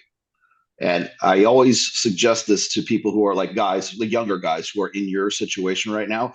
They kind of have these ideas of what they want to do. They have a vision of where they want to get, but they don't know how to get there. If you read Mastery, it will teach you how to sort of like collect your thoughts and sort of like learn what your strengths are so that you can play those strengths in the first place. But it's called Mastery, and it's by Robert Greene. It's like one of the best books I gave it to my nephew, for fuck's sake. I mean, it's a really great book. And it's a really great read. I would definitely highly suggest it for somebody in your position. Right. Mastery. All right, Kai, we need to move on to some other people, okay? All right, got you. Thank you, guys. Thank you. Bo, what's your question? Bo? Yo. One sec. Hold on, going on cam. What's up, Michael? What's going on? Got a couple questions here.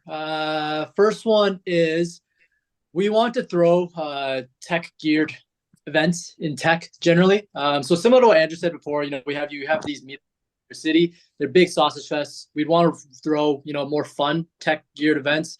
We have a group of girls that we invite, attractive girls that we can invite to events, but they're generally fucking boring. We talk about shit that the girls don't give a fuck about. So we're trying to figure out a way. I have my group of girlfriends, my friends have their group of girlfriends. We can get a bunch of girls to these events. The first event, that's great.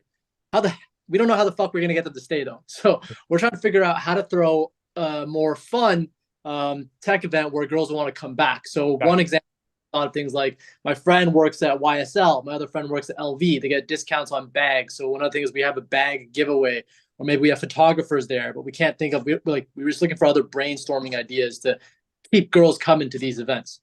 Okay. You're going to be throwing 2 events at the same time, marketing to 2 different groups of people, and they have nothing to do with each other. But they're in the same place at the same time. You're going to market to women when you're talking about Louis Vuitton and Yves Saint Laurent. You're going to be talking about some kind of fashion show, or some kind of charity gala, or some kind of competition, or some kind of list party, or some kind of theme party, or someone's birthday party. And that is going to be the offer to get the girls to come. You're going to invite the girls 3 weeks out.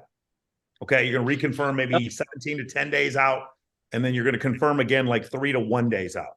You're going to try to get as many girls as possible. Your list, I'm talking 4,000 or 5,000 girls. You're going to message to come to this thing. Okay. You're going to invite the guys 48 hours out. Yeah. It's going to be hyper exclusive.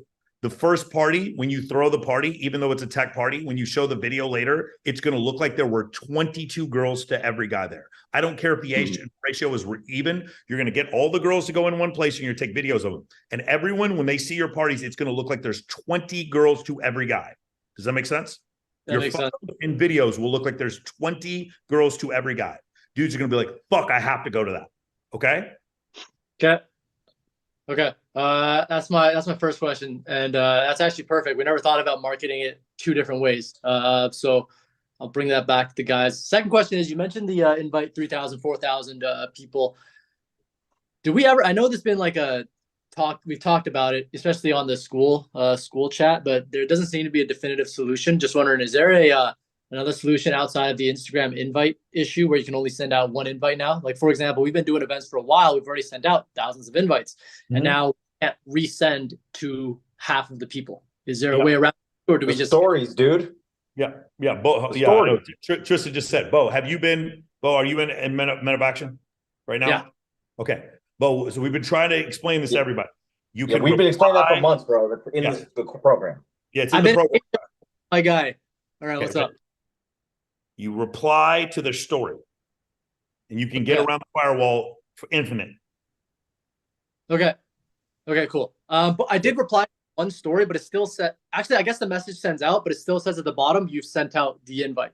Yeah, they're still getting it. I see. By the way, if they delete your message, all your messages, you can send them a new message again. Just reply to the story, okay? Cool. As soon as they respond, eventually, let's say you've done 10 of them, unsend everything except the last one. Sweet. And last question for you is this. So, been an MOA. Everyone who's not an MOA, great program. Hold on. Before we finish, you can actually go on internet browser. If you look at you use the web version of Instagram, you can unsend those messages from there. You cannot do it from your phone. I knew about the unsend thing. I didn't know we could resend messages. Yeah, you can keep sending messages as long as you reply to story. Okay. Okay. Cool. Last question I have here is, so yeah, I've been in the program, and now, I've established this female group of friends. I've thrown events, invited the girls to other events. Things are pretty good at the events at our level right now.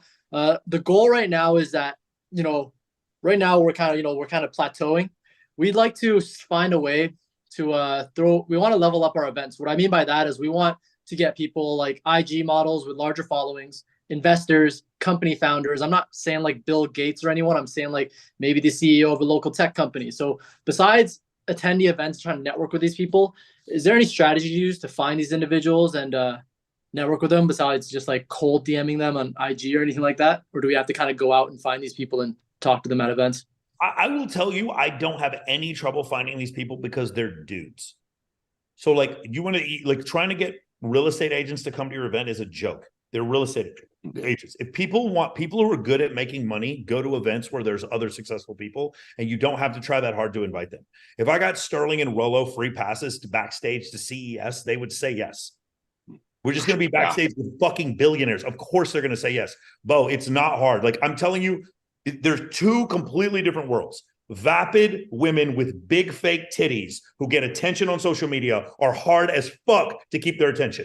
Dudes who want to make money, if you have a good offer for them, they will show up on time every time. It's completely different. This is why I teach you how to get influencers to come to your events, because if you can bench press 300 pounds, then you can bench press 200 pounds. It's just easier.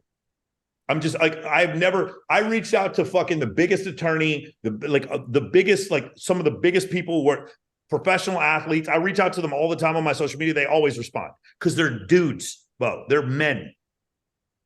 So the value add we're kind of telling the men here is that there's going to be hot chicks and there's no. Bo, you're in Men of Action. We're going to tell them. I'm sorry. What did I hear you say? We're going to tell them.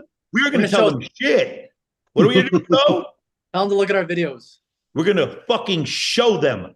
Bo, we never tell people shit. We don't talk about it. We be about it. We don't tell anybody about hot girls at our events. We only show them. Okay. Demonstrate, do not explicate. Oh, I need you to go back to the program because there's the two questions you've asked that are like very clearly described in MOA. I don't have time anymore, man. It's my last week. I got you. I got you. I know exactly what you're talking about. We'll show them. We do have videographers come to our events. We do create videos from the events. So yes, I will show them. What I mean by value add is, yes, I show them a party with a lot of hot chicks, but like, is there any other value add you would bring up? Or there could be the value add that you want. The technical value add is going to be in the message, but the videos are going to be like, come hang out with these super high tech entrepreneurs, and it's just fucking stunning women everywhere, just fucking gorgeous women everywhere. And the guy's like, okay. For some reason, I feel like I need to go to this event. I don't know why. Like no one said, dude, I invite people to shit, and no one says no to me. They say no to me like. If they're married, they'll be like, hey, man, thank you for inviting me, but like, I can't, I'm going to lose my wife. Like, I get that message all the time, but like, nobody doesn't want to come. Like, who here wants to judge my bikini competition? Everyone says yes, Bo. Everyone. There are people right now listening to this are like, Michael, that would not work with so-and-so. He's an entrepreneur, a tech entrepreneur, a good, upstanding Christian man. He would never go to this shit. And I'll show you text messages and be like, bro, I wish I could come. I wish I could come, bro. Like, I swear to God, I'd do anything to come to your shit, but I'm going to lose my wife. I'm going to lose half, bro. I can't. I want to come. You guys think it's so different. You think there's this kind of fucking fun status. You think there's this corporate status and there's porn status. It's all the same shit. Status is status is status. I'm telling you right now, Mia Khalifa, no matter what she says, could probably get in front of venture capitalists faster than me and Sterling could because she's fucking famous. Nobody cares about shit, Bo. I'm telling you, if you just have awesome events like what we said before, get tons of girls to show up, everyone shows up to your stuff. When I go to those self-help conferences, elevator nights, Ty Lopez, whatever, I always show up with 6 girls. Everyone stops what they're doing, stares at me, comes over, takes photos with me. Everyone invites me on their podcast. Everyone wants me to do their shit. Just do that. Just do that, dude. Okay. Got it? Love it, Bo. I have just one last question. Last question is actually for Sterling, but I'll be honest, I'm a little embarrassed to ask on this video. So is there a way I can message him without like just about resources? It's not like a big question. It's about email him. If you go to sterlingcooper.com, the chat bot there, go straight to my email inbox. So message me there. All right, cool beans. Talk to you later. All right, I just unmuted Mark Fissel. Mark, can you hear me? Yep. Oh, it's pronounced Fischel, like F-I, just like Fisher with an A. I keep saying Fissel. Mike, I know you got a book list. Rolo, you write books. Sterling, do you have a book list of my books? Yeah. Book I recommend? Or what was the last book you read? I don't have a book list of stuff I recommend. That sounds like a great idea. I should put that together. I can give you. I can sit here and read off my Audible if you like. I'll send you an email. How about that? Yeah, that works. The two most recent books I've been reading are the Iliad by Homer and The Creature from Jekyll Island. Those are my two most recent ones. Cool. Second one is, do you have any charities that you work with?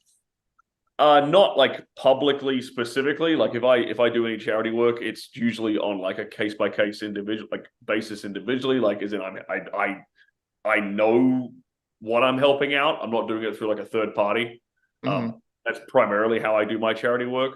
Just because. Do you have any that you're passionate about, like specifically? No, just what I do. Cancer, like anything to do with like helping cancer survivors or families who've been through like cancer, basically. I've helped out a couple of people with their families with their medical bills and stuff for that purpose. That's my family's suffered from that, so that's something for me. Yeah. Speaking of which, I don't know if you guys saw that guy who had stage 4 pancreatic cancer who went on Pillow Talk and then said who his favorite 2 porn stars were, and then they came out and they fucked him. And then they used the money from the OnlyFans video to pay for his treatment. I heard he's doing better now too. I bet he's doing terrific. I bet they cured the motherfucker. I'd be doing better too. I bet the motherfucker never even had cancer. It's a miracle. Hey, that is the cure for cancer. You just go and do porn. Not about porn, but threesomes seem to help me. I'm 46. They seem to help with me. All right. That sound good? Yeah, that's it. All right, cool. Let's keep going. There was something else. Guys, I'm going to help you out with this question because somebody just asked the question, so we're going to show it real quick. If you guys see here, this is the Men of Action Forum. You see right now live Sterling Cooper and Rollo Tomasi up at the top. That's the link that's in the chat. If you go over here to Classroom in the High Status 101 Networking here, you'll see this is the picture of me and Bulzarian. At the bottom here, it says Men of Action Book List. These are my all-time favorite books. This is completely different. This is the Men of Action Book List. These are the books that are required reading for if you join the Men of Action course. It's like 40 books. I know it's a bitch. I promise you it's worth it. They are life-changing. Anyone who gets through that book list, every single one of them told me it's been absolutely incredible. Okay. I got, let's keep going here. Ronnie, go ahead and unmute yourself, Ronnie.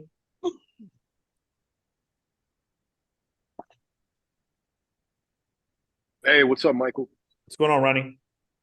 Good. I'm one of your new members. I'm located in New York City, and I'm 2 months in, I'm working on my IG, just getting my marketing in. And my question is just the next step.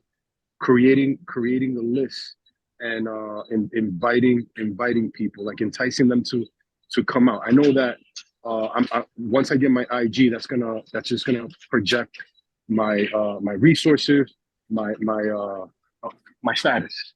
But just getting them to do something fun that is gonna entice them to come out is the list that I'm trying to the people that we usually get, Ronnie, don't worry about that yet. Just do the first thing, which is fix your Instagram. Do the second thing, which is build your list.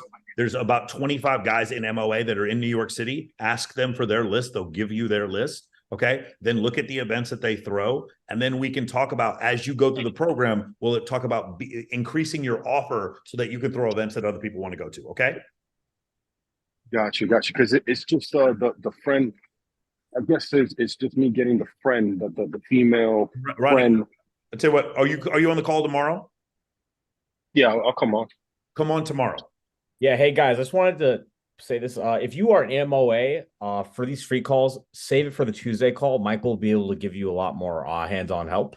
Let's just keep this, for the guys who aren't on the program. Yeah, no, I love the question, Ronnie. It's just I can give you a lot more time to answer this question on Tuesday. All right, Ronnie, you're muted. It's fine. I can give you a lot more time to answer this question on Tuesday, okay?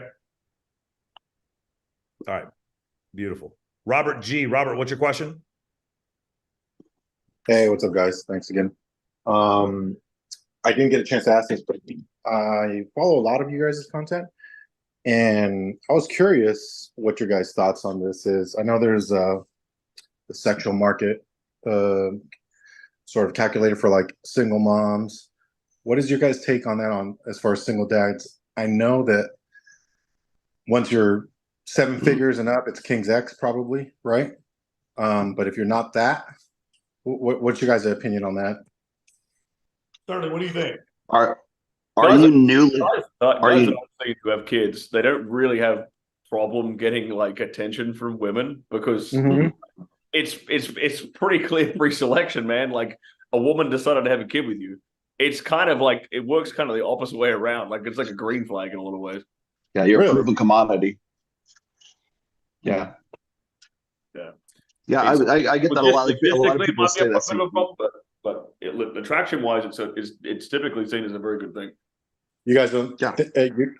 So your experience is women don't see that as a red flag necessarily. Not that I've seen. Okay, so Robert, there's a couple things here. It's kind of funny. So obviously Sterling is correct. So generally, there's not only do single men fare well in the dating market because it's proof of concept. Rollo actually used that term one time. It's proof of concept. You are a virile, fertile man whose penis works and is able to produce offspring. I know that seems obvious, but like to some women seeing that. Also, if your offspring is healthy, holy shit, women are going to be like, yes, this is what I want. And the fact that you're willing to actually dedicate resources as a big, strong man to protect that child is unbelievably attractive to women. So you're not doing poorly in that situation, number one. But number two, oh gosh, I forgot what are these balloons? Anybody know where the fuck these things are? I know it's the new Chrome does that now. Oh, is it just AI that does it? Okay. No, well, there's probably a hotkey for it, but you can do like this. No, it's just Zoom. What the fuck is this? What the fuck is this shit? Well, this is my favorite. How did you do that? It's a reaction. It's in Chrome. Okay. Well, I'm not in Chrome. I'm using Safari. Okay, so that was the first thing. The second thing is, this is just a side note. Women would come from two-parent households. Children that come from two-parent households tend to do better in society.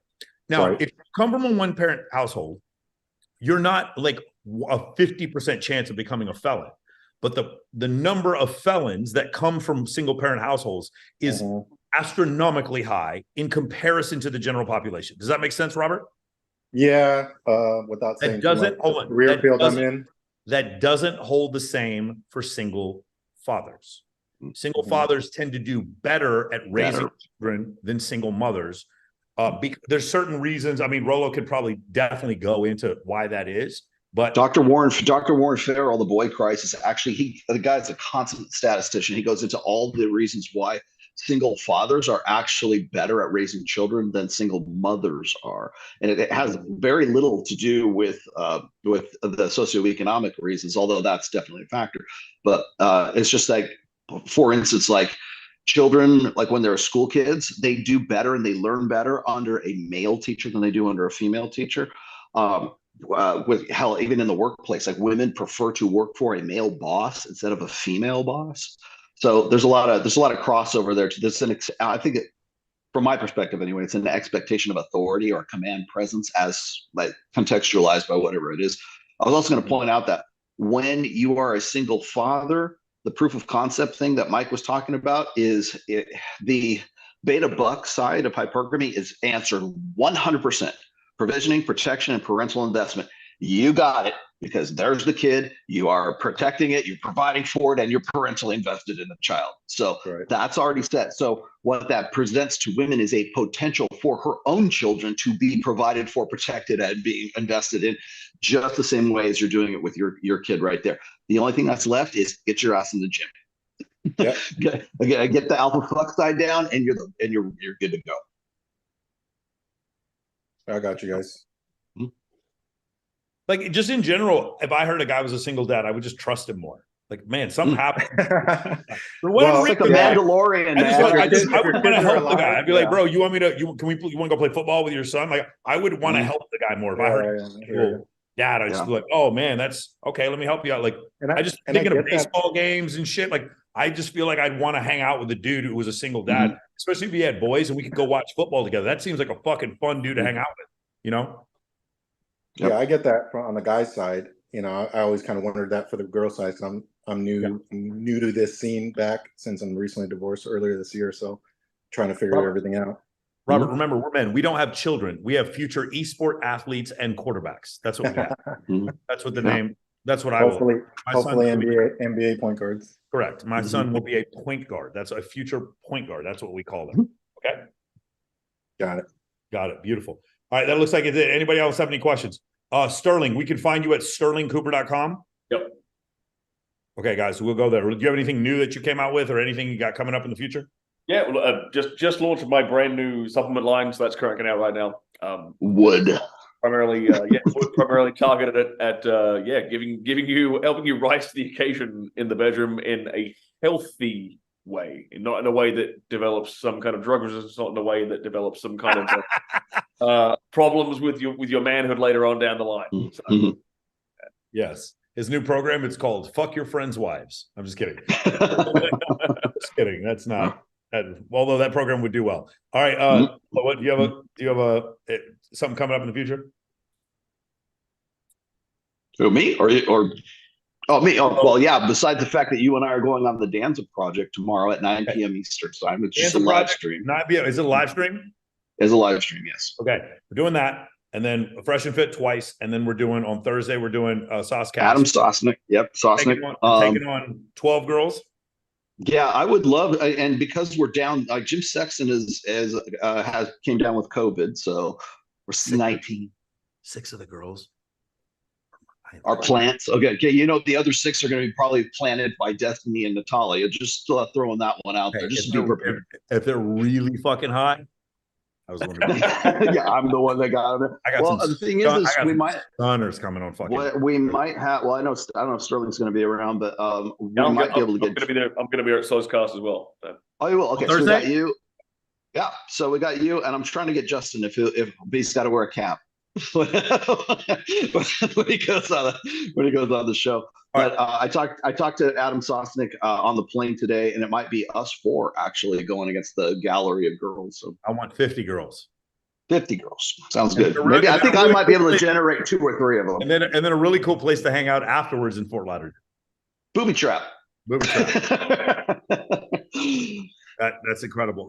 Yeah. So guys, for those of you who are interested, listen, all the stuff that we talked about today, just come to the free school server. Just jump on there. School is a really cool app that we use that sort of like gamifies being a part of our program. There's like ranks on it. As you increase in rank, you participate more stuff is unlocked for you. Free, you get the free course, first 4 steps of MOA.